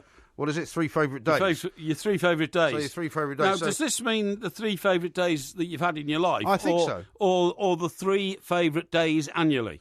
Well, I think you could mix and match if you want. Okay, fine. I mean, if you wanted to say, actually, I always like St George's Day or something like that. Sure, you could probably say that. Okay. And maybe another day that you've had. I presume that the person who asked for that particular subject probably meant 3 favourite days that you've had. Okay, fine. But, you know, I don't know. Now, I want to talking about a couple of things. I've got a shortfall of 1.8 million rental properties in this country to tell you about. Yes. But first of all, I wanted to ask you if you had seen the Turner Prize exhibits for this year. No. Because I know that... Are they rubbish? Well, it's not that they're rubbish, but there's one which is particularly awful, which I think you'll really, really not like. And it's a giant pair of buttocks. I've seen that, yeah. Have you seen that? That's been... people have been splashing pictures of that for about the last 2 or 3 weeks. Well, I mean, it opened on the 27th of September, so I suppose that's last week, isn't it? Yes, that's right, yeah. And it runs at the I think it's just Modern. quite pointless. I don't find it particularly offensive. But do you know what it was, though? It was originally a 1970s proposal by designer Gaetano Pesce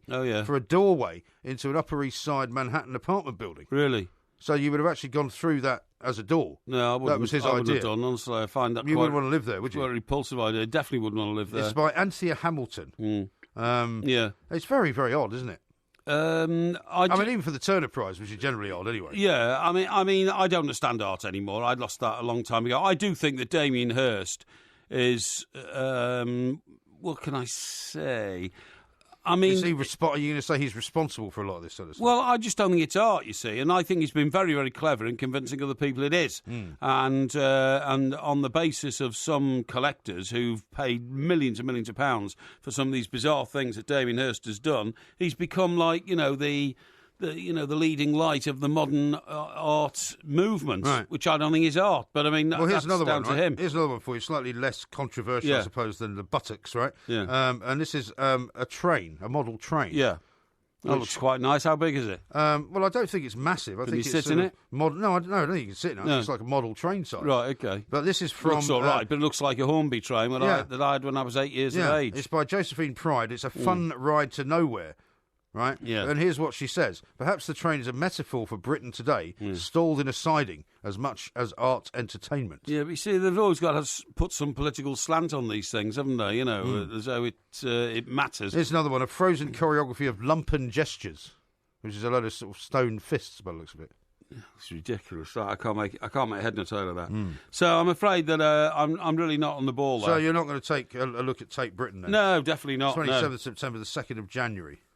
No, you know the Tate Modern, by the way, I think it is literally one of the most popular museums in the world. The one just around the corner? Yeah, people come and Have queue you ever for been in hours. there? No, I haven't. It's a beautiful building, because it's in the old power station, round the back of the Express. That's right, yeah. It's actually a lovely place to visit.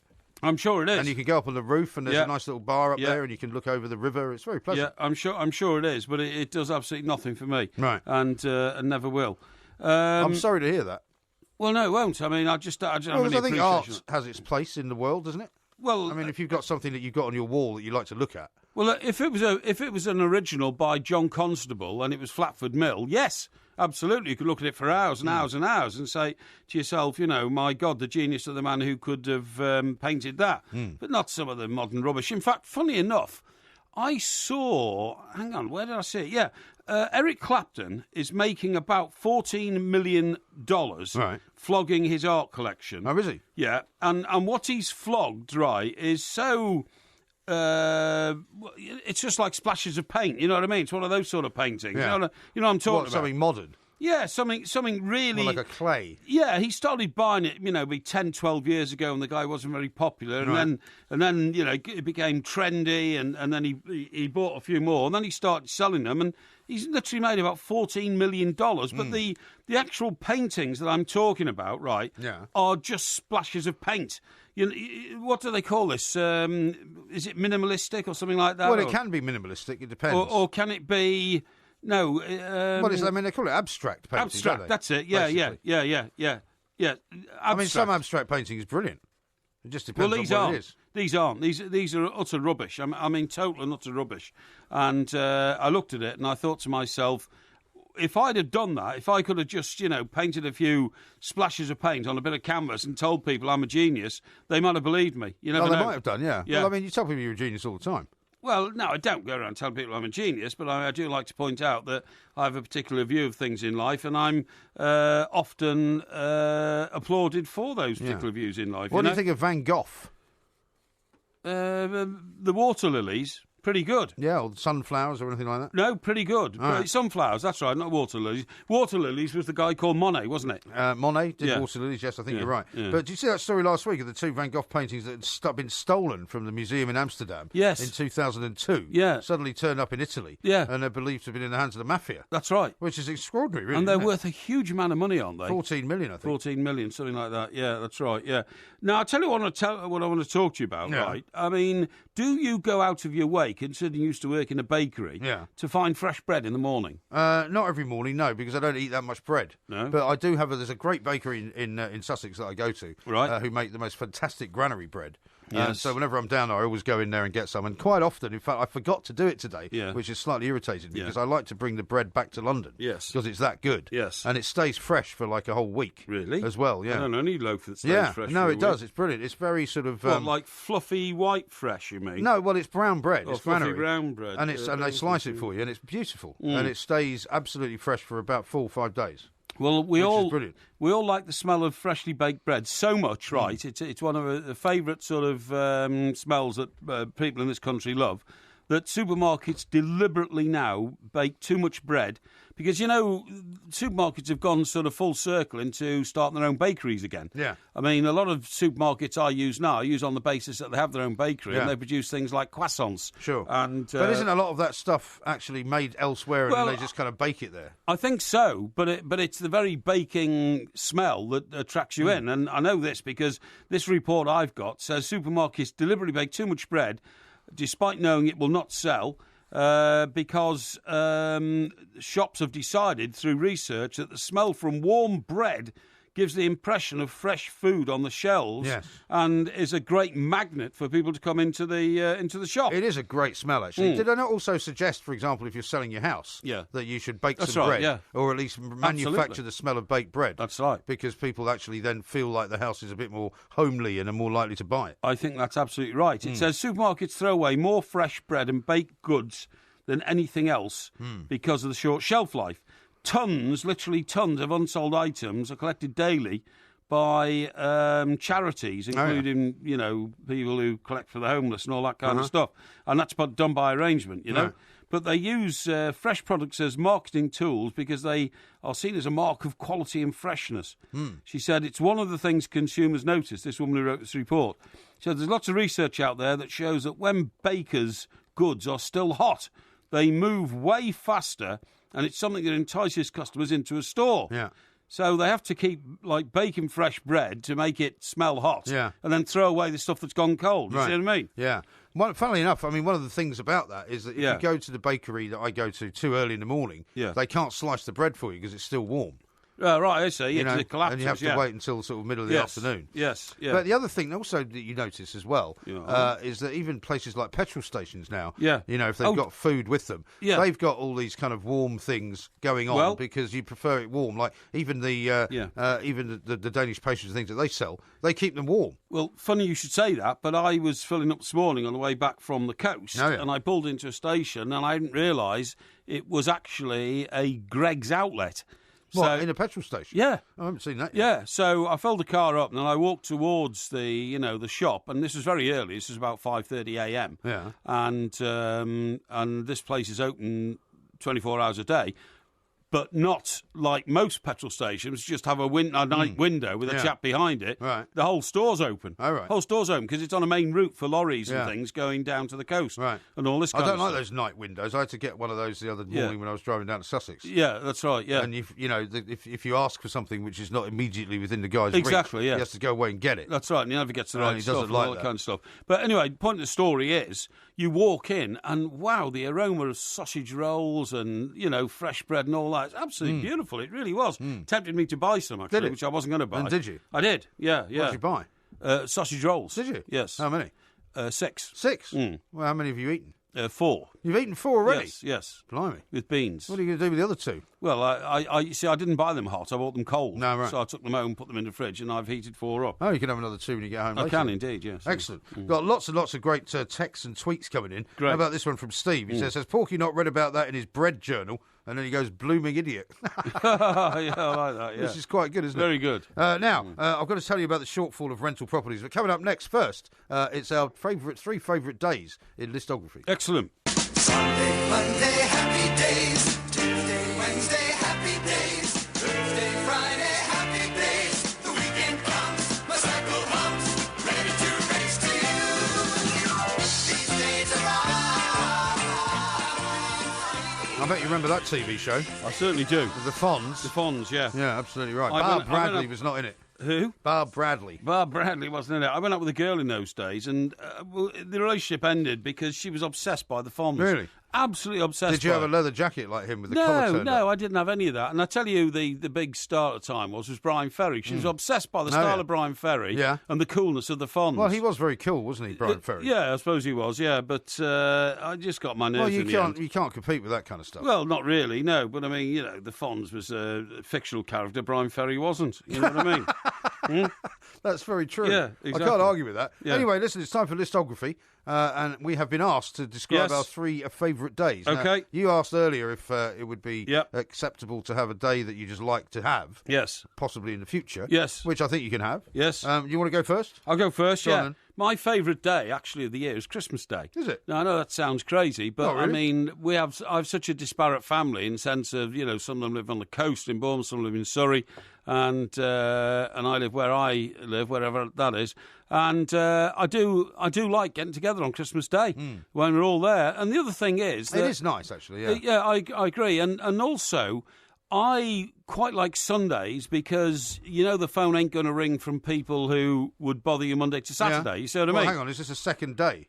No, what I'm saying is, as far as I'm concerned, Christmas Day is the ultimate Sunday. Yeah. Like, nobody rings you on Christmas Day, or very rarely. True. Although, funny enough, most of my life I've worked on Christmas days. Yeah, because Christmas Day, of course, when you would have in the Yeah. newspaper business, Yeah. you'd have Christmas Eve off, Yeah. no paper on Christmas Yeah. Day, but there was always a paper for Boxing Day, I always- so you'd have to be in for Christmas Day. I always volunteered to work Christmas Day so the people who had children at home Yeah. could have the day off, and all that kind of stuff. How magnanimous of you. Absolutely. You sure it wasn't just because you wanted to get your hands on the tiller? No, not at all, not at all. And but I do, I love waking up on Christmas Day in the house, and I always, don't know why, it's just traditionally now, I always have a new outfit for Christmas Day. A new outfit? Yeah. Well, like what? Well, new trousers, a new shirt, new Really? shoes, new suit or whatever. Yeah, if we're going out for lunch or something like that. I don't know, I always do. But I- you always buy yourself a new outfit? yeah, I then? do, yeah. I always do, yeah. But I do like Christmas Day. I think there's a sense of, goodwill, literally, because Yeah. it's Christmas Day. So that's my first nomination, Christmas I'll tell Day. you what, actually, as well, particularly now in these very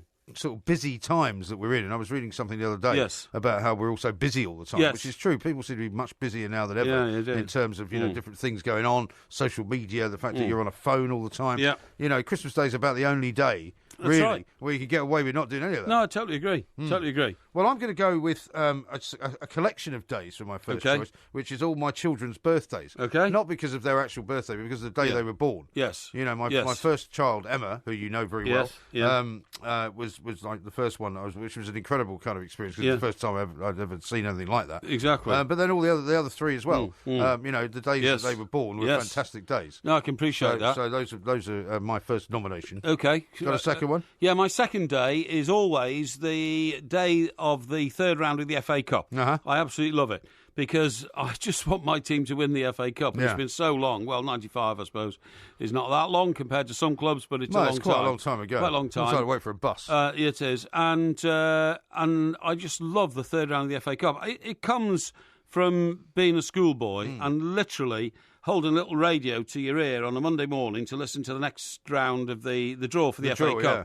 And when you heard that Everton were at home to, I don't know, Bedford, I think Yeah. it was once. I think I was 66.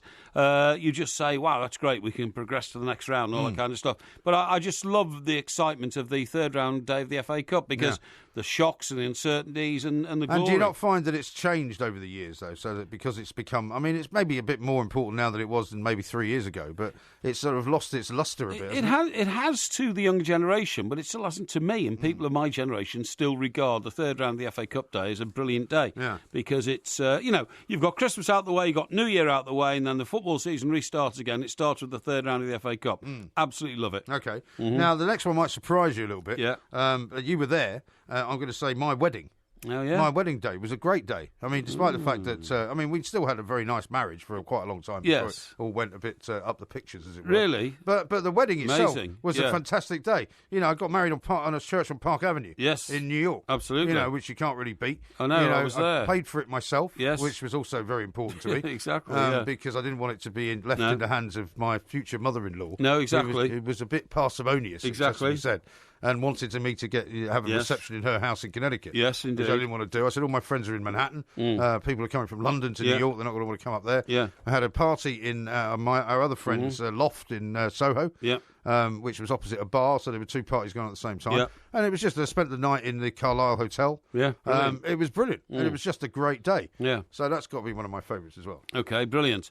Your third and final one? My third and final one was the day I literally landed in New York Yeah. to start my tenure as a member of the Daily Express Bureau in Manhattan. Must be very exciting. Well, it was the start of the rest of my life. I mean, that's a hackneyed expression, but when you're posted to New York as a young man in your mid-20s and you think, wow, this is the top reporting job in the world, which it was. Yes. Because Fleet Do you remember Street... the day? Do you remember the date of it, rather? No, I mean, I know it was 1983. I don't remember the exact date, but I could find it in a diary somewhere. But I mean, the minute, I saw Manhattan below me, and we were, and by the way, it was on a TWA airline. Was it? Yeah. Which doesn't exist anymore. No. Trans World Airlines. Well, one of them got shot down. It never survived, did it? No, that's right. Yeah, it was on TWA flight into Manhattan. Yeah. You saw Manhattan below you before you landed over in Kennedy. And then the trip in from Kennedy. I mean, I had been to New York before, but only a couple of times. Right. But What, never. for work? Well, I did I think the previous year I did a couple of weeks with Fred Weiner. Okay. As a sort of, holiday job type Yeah. thing. And I look back now and realise the enormity of the advantage. Because, I mean, there were 20 people in the Express in London who could have got that job. Who wanted it, yeah. And I got it. Right. And you kind of don't appreciate that at the time. no, you don't at the time. But you look back now and you say it just changed your life. Once you've worked in America, once you've worked in New York, once you've had that status placed upon you, New York correspondent, your life's never the same again. Changed enormously. Yeah, absolutely right. Now, the third one's really going to shock you. Right. It's really going to shock you, this one, right? You will have no idea about this one. Okay. I'm going to say it's the day that you came to visit me in Mallorca. What? Because it was a great day. Yeah. Well, that was only about a month ago. Yeah, I know, but it was a great day. Well, And I it mean, was, yeah. it was one of those fabulous kind of surprise Yeah. things, which Sure. was a bit of a Yeah. surprise. But once we got into it, we Yes. arrived. One of the funniest things I remember was knowing that you were coming. Yeah. Because they told me at this point. Yes. And as we were driving to this restaurant where I'd never been, That's but right, my yeah. daughter had told me about. We suddenly pulled around this roundabout, and there was a taxi. Yeah, that's right. in And I front. said, I bet that's him in the taxi. Yeah. I bet that's him in the taxi. Yeah. Because you'd managed to find your way to this place, Santagni. That's And right. then we got out, and the restaurant was incredible. It was, I mean, yeah. it was about, It was. 2,000 feet up a cliff. It was, on yeah. top of this beautiful kind of blue sea. Absolutely. There was a swimming pool there. Yeah, there yeah, was, wine was flowing. The food was brilliant. That's right. We then went back to the villa. Yes. Did a bit of swimming. That's made right. a couple of videos. Made a couple of videos. And then you left. A load of laughs, yeah. And it was a great day. It was, yeah. So I mean, as much as it was very recent, and I'm sure there are other days that I could have come up with, but I just really enjoyed it. No, I agree with you. I think it was a smashing day, and it was great to have been involved. But there's probably been other great days in my life. But I remember one day. Which I thought was absolutely fabulous, was I was in the British Virgin Islands. Yes. And everything just worked. I think it was the day we stayed on Necker. I went water skiing around Necker. We then went off in a boat for lunch to some other island. Yeah. It was just brilliant day.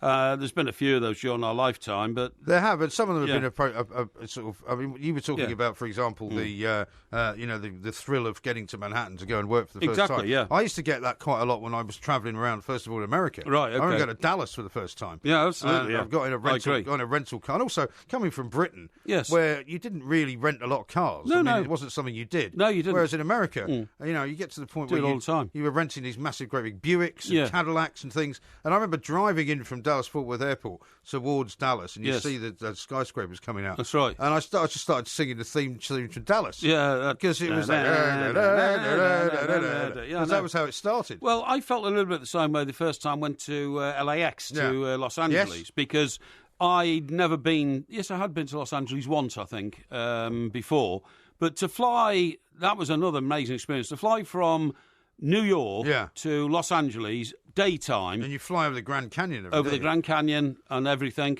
in a business class seat. Yeah. At the window and watch America unfold below you and then come down into LAX and then be greeted by a guy in a stretch limo taking you off to, somewhere like... where did I stay then at that time? I can't remember now. But, and then the following day, meeting all your mates down at the King's Head in Santa Monica to watch the football. Yeah. It was fantastic. It was, yeah. And similarly for me, driving down the Pacific Coast Highway, because I had to go and find somebody who was up in Santa Ynez, which is north of Santa Barbara. Sure. And it's just beautiful. Yeah, it is, And I'm driving in a rental car with the top down, and I'm thinking, this is unbelievable. No, I was about 25, 26 years old. I'm like, right. I'm driving in California. That's right. I'm about to go for lunch at Alice's restaurant in Malibu. And, life doesn't get any better, really. No, I totally agree. But there we are. Totally agree. So it's hard to limit it sometimes. Yeah, it is a bit, We'll have the same time next week. Listography, of course. Actually, it won't be the same time next week because we're on Talk Radio next week. We're on Talk Radio next week. That's right. Daytime radio on Talk Radio. So we'll transfer the audience from here to there and then... But you can hear it. You can hear it here as well, obviously. No, it's been repeated here this we don't time like to use the word repeat. No. Broadcast. Simulcast or broadcast to... other potential audiences here. Yes, absolutely right. It's so good they put it out twice, this show. That's right. Anyway, more of that to come. Ask Porky tomorrow, Porky Vision on Wednesday, and of course the Porky Quiz coming up on Thursday as well. This is TalkSport.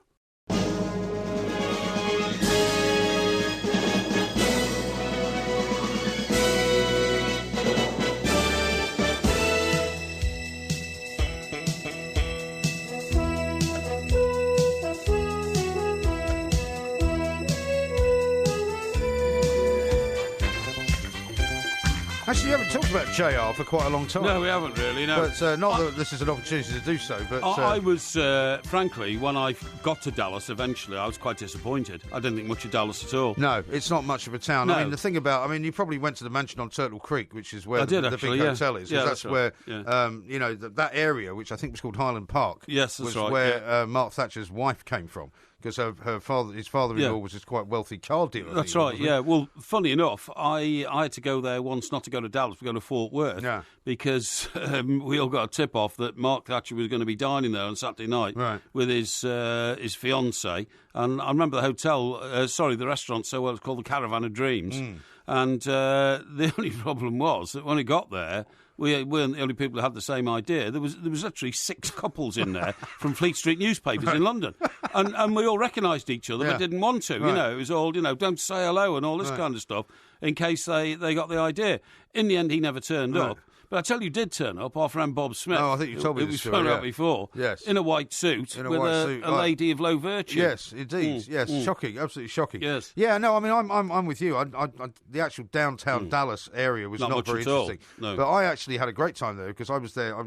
Stayed there for something like a month. Yeah, really? I was chasing the Princess Michael. Oh, that's right. You told me. There with one of the Hunt family. Yes. Yeah. So I basically didn't have to do anything. But I mean, in that month, what happened to the rest of your business back in New York? Well, I mean, I was getting paid by the day. Yes. By the News of the World. Yes. And it was quite early on in the business, so the business wasn't as big as it became later. Yeah. So for me to have basically 4 weeks paid to be somewhere, 28 days, was fantastic. Yeah. And so I spent most of the time just partying. I always remember, in fact, that Stuart Kuttner, who was back then sort of not quite managing editor, but he was something looked after senior. the money. Yeah, but he also had an editorial role as well. Yes. And he, for some bizarre reason, he said, because my job was to ring this guy up every day who'd been having the affair with Princess Michael and ask him if he wanted to talk to me. Yeah. And he kept saying no. And so Kuttner decided that, well, the reason he's not talking to you, obviously, is because I think you're not senior enough on the paper. Right. And I went, OK, well, then in that case, away you go.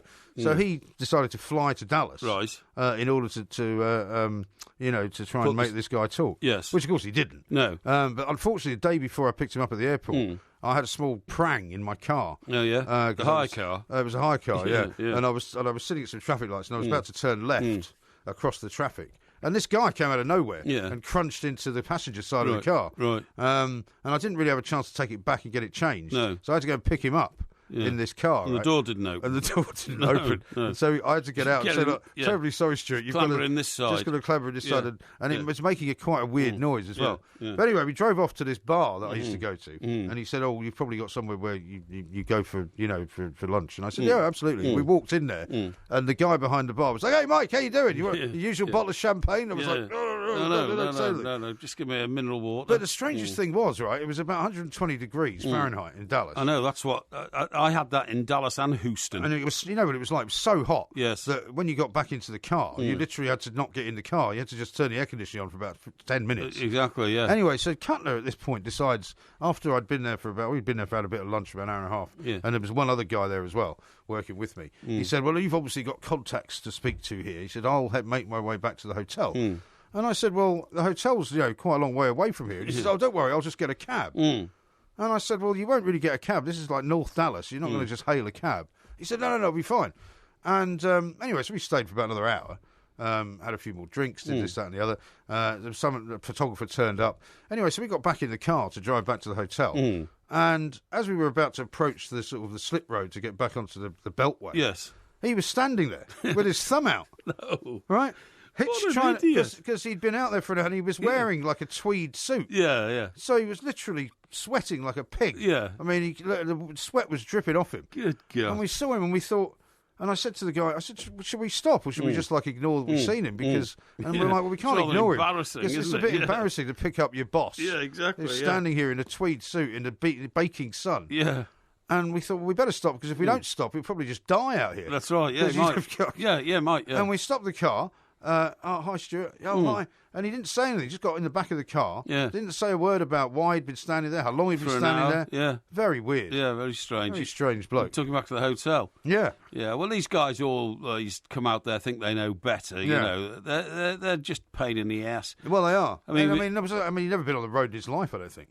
We told the story publicly to our millions of listeners about the managing editor who came out to the Express because he was managing the decline of the Express, i.e. they were scaling down the bureau in New York. Yeah. And of course, he got stitched up by the oldest, wiliest fox in New York, Stan Mays. Stan Mays, that's right. Who was staff. In charge of the money in the New York bureau, and Mike walked in. What's his name? Mike Dean. Mike Dean, that's right. Walked in, young flash guy, who's going to sort everything out and all that, And two things happened. Firstly, Stan said, "Oh, Mike, it's great to see you here. Thank you very much indeed for coming over. And anything I can do to help, just let me know immediately."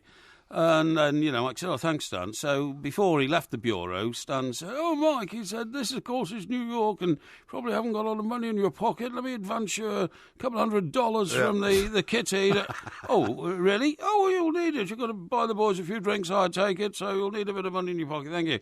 Over the course of, 5 days, Stan managed to pile in with about $2,000. Yeah.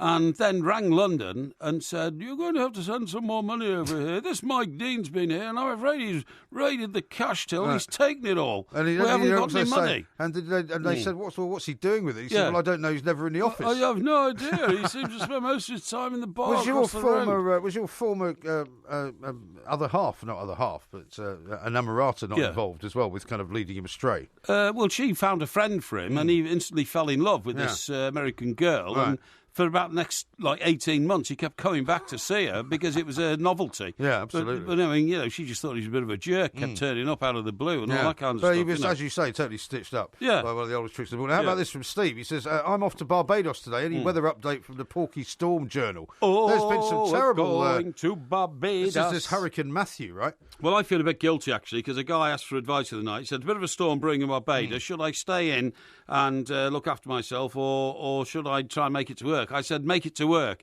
And then found out 2 days later, I hope the poor guy hasn't got himself into trouble. Oh, no, he's fine. Because it was... Marcus, his name is, I think. Yeah, it was the most severe Caribbean storm for 11 years.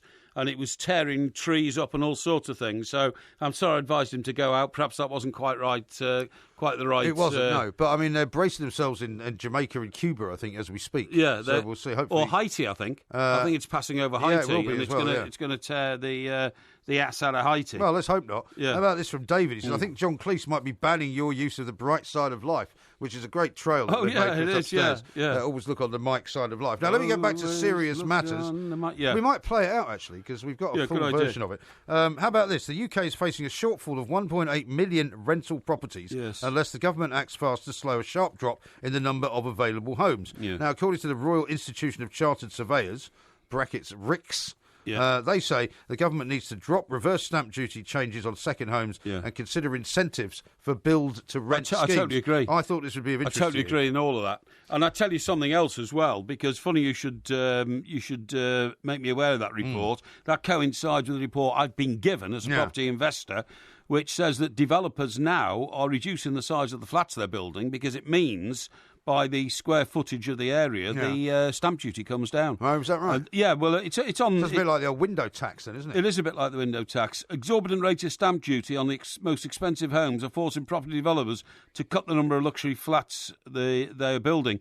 Several prominent developments are replacing large apartments with a greater number of smaller, less expensive ones after demand at the top of the market fell flat. Yeah. So, for instance... well, they're saying a survey of landlords by the group that did the survey found that 86% of them had no plans to add to their portfolios this year. It's because of the massive stamp duties that idiot George Osborne... I mean, I thought George Osborne was supposed to be a Tory Chancellor. And Tory Chancellors, it doesn't matter whether you support the principle or not, are supposed to free money up into the economy. They're supposed to be low-tax government, and they're supposed to encourage entrepreneurial but you see, the problem with activity. Osborne was that he seemed to think that by putting taxes on things, he would raise more revenue, which couldn't be further from the truth. Because the higher the taxes are, the more people avoid them. Yeah, but he didn't even understand that. He didn't understand that when you impose higher taxes, you usually take less revenues. Yeah. The other thing he was trying to do was he thought, hang on, the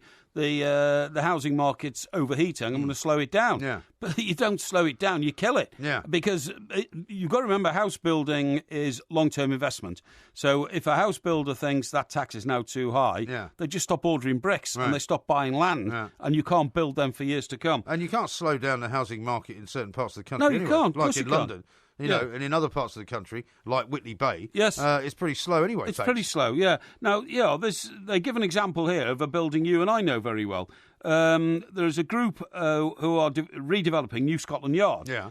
Have they moved out of there, then, the police now? I think they have, yeah. Okay. I mean, I think they've only just gone across the road or somewhere, but I think the original New Scotland Yard building is not occupied. It's quite an imposing building. It's that one, for the benefit of our millions of listeners, with the triangular silver New Scotland Yard sign that revolves around whenever the senior officer's standing outside. I don't know if that's still there. Well, I don't know. I haven't been up there for a while. Yeah. It says the group redeveloping New Scotland Yard in central London is in talks with planners to increase the number of homes on the site from 268 to 295 by changing some three-bedroom flats into ones with one or two bedrooms because of the exorbitant cost of the stamp duty imposed by Mr. Osborne. All right, so that will get them around the stamp duty. It'll get them around the stamp duty.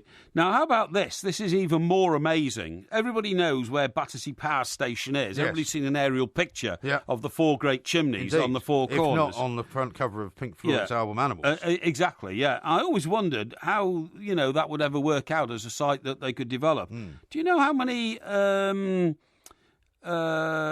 apartments have been built within Battersea Power Station? Within the existing structure? Within the existing structure and the land they've acquired around it, it's nearly 4,000. Really? 4,000. Blimey. I mean, that's a small town. That is a small town. But I've seen also the drawings for the place, and it's going to be almost like a small town. It's going to be like an It's going to be a sort of mini Canary Wharf, really. It is, yeah. Yeah. I mean, it's not. But anyway, experts say the seven-figure stamp duty bills were deterring buyers. For instance, if you bought a house, right, or if you bought a property in this country of a certain value, the maximum stamp duty you can now pay is £925,000. That's nearly £1 million. Really? £1 million in stamp duty, OK? That's a lot of money, isn't it? The most you ever used to... So someone buying a £2 million home pays £153,000 in stamp duty. But if it's your second home, so if it's me buying it, right, that goes up to $213,000 because it's your second home. I mean, this is the politics of envy. It really is, well, it doesn't sound like it's about policies of economics anyway, but we're nearly out of time, so we better stop talking about it. I'm sure we'll pick it up again tomorrow. 17-10 to Minnesota against the New York Giants, of course. Wow, the Giants are coming back. Maybe they're coming back. This is TalkSport. There's only one show on the radio where you can hear something completely different. The warm-up with the two mics on Talk Sport. Always look on the mic side of life. Chimpanzees love horror films. That's possibly your most idiotic idea yet. Always look on the mic side of life. What, so when you eat grapes, there's alcohol in them? Of course there is. That's rubbish. No, it's not. One's had a major seizure, but he's still a funny geezer. Forget Parky, Palin, Mike or Angelo. I fear for his health. Two fat blokes will amuse ya, like being down the boozer. You don't want to miss a single show. And Always look on the mic side of life. The warm-up with the two mics tomorrow morning from 11 on Talk Sport. You won't believe it until you hear it. always look on the old mic side of life. That was, of course, a trail for our show on Saturday. That's right. So just to warn everybody, it's not actually happening on Tomorrow. Wednesday. No. It's coming on... well, it's not coming on Tuesday either. No, well, it is Tuesday today. I suppose it is Tuesday today. So it's not easy to keep up with all this. It's not easy to keep up. No, so it will be Saturday at 11 a.m. Saturday 11 And a.m. in fact, this week it's going to be 3 hours, I believe. It is, 11 till 2. Yes. Yeah. Hey, Which will be just ahead of the England game. It will be just ahead of the What England do you game. make of Absolutely Gareth right. Southgate's look, by the way? He's lost weight, he's got a beard, Well- he's trying to be all kind of authoritative. I don't think it works. I don't think you can judge a man on looks. If he does a good job, then we've got to get behind him. Well, good job against Malta is what, 12-0? Yeah. Don't forget to come back tomorrow for another sparkling, as fizzy as a bottle of champagne podcast from the two mics.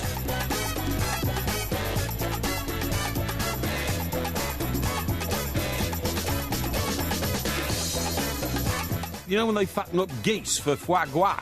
Well, for what? What's it? Foie... What are you laughing at again? Foie... Sounds like the mating call of a What is bloody it then? woodpecker. Foie gras. Foie gras. Foie gras. Foie Okay, gras. yeah, okay, foie gras. Foie gras.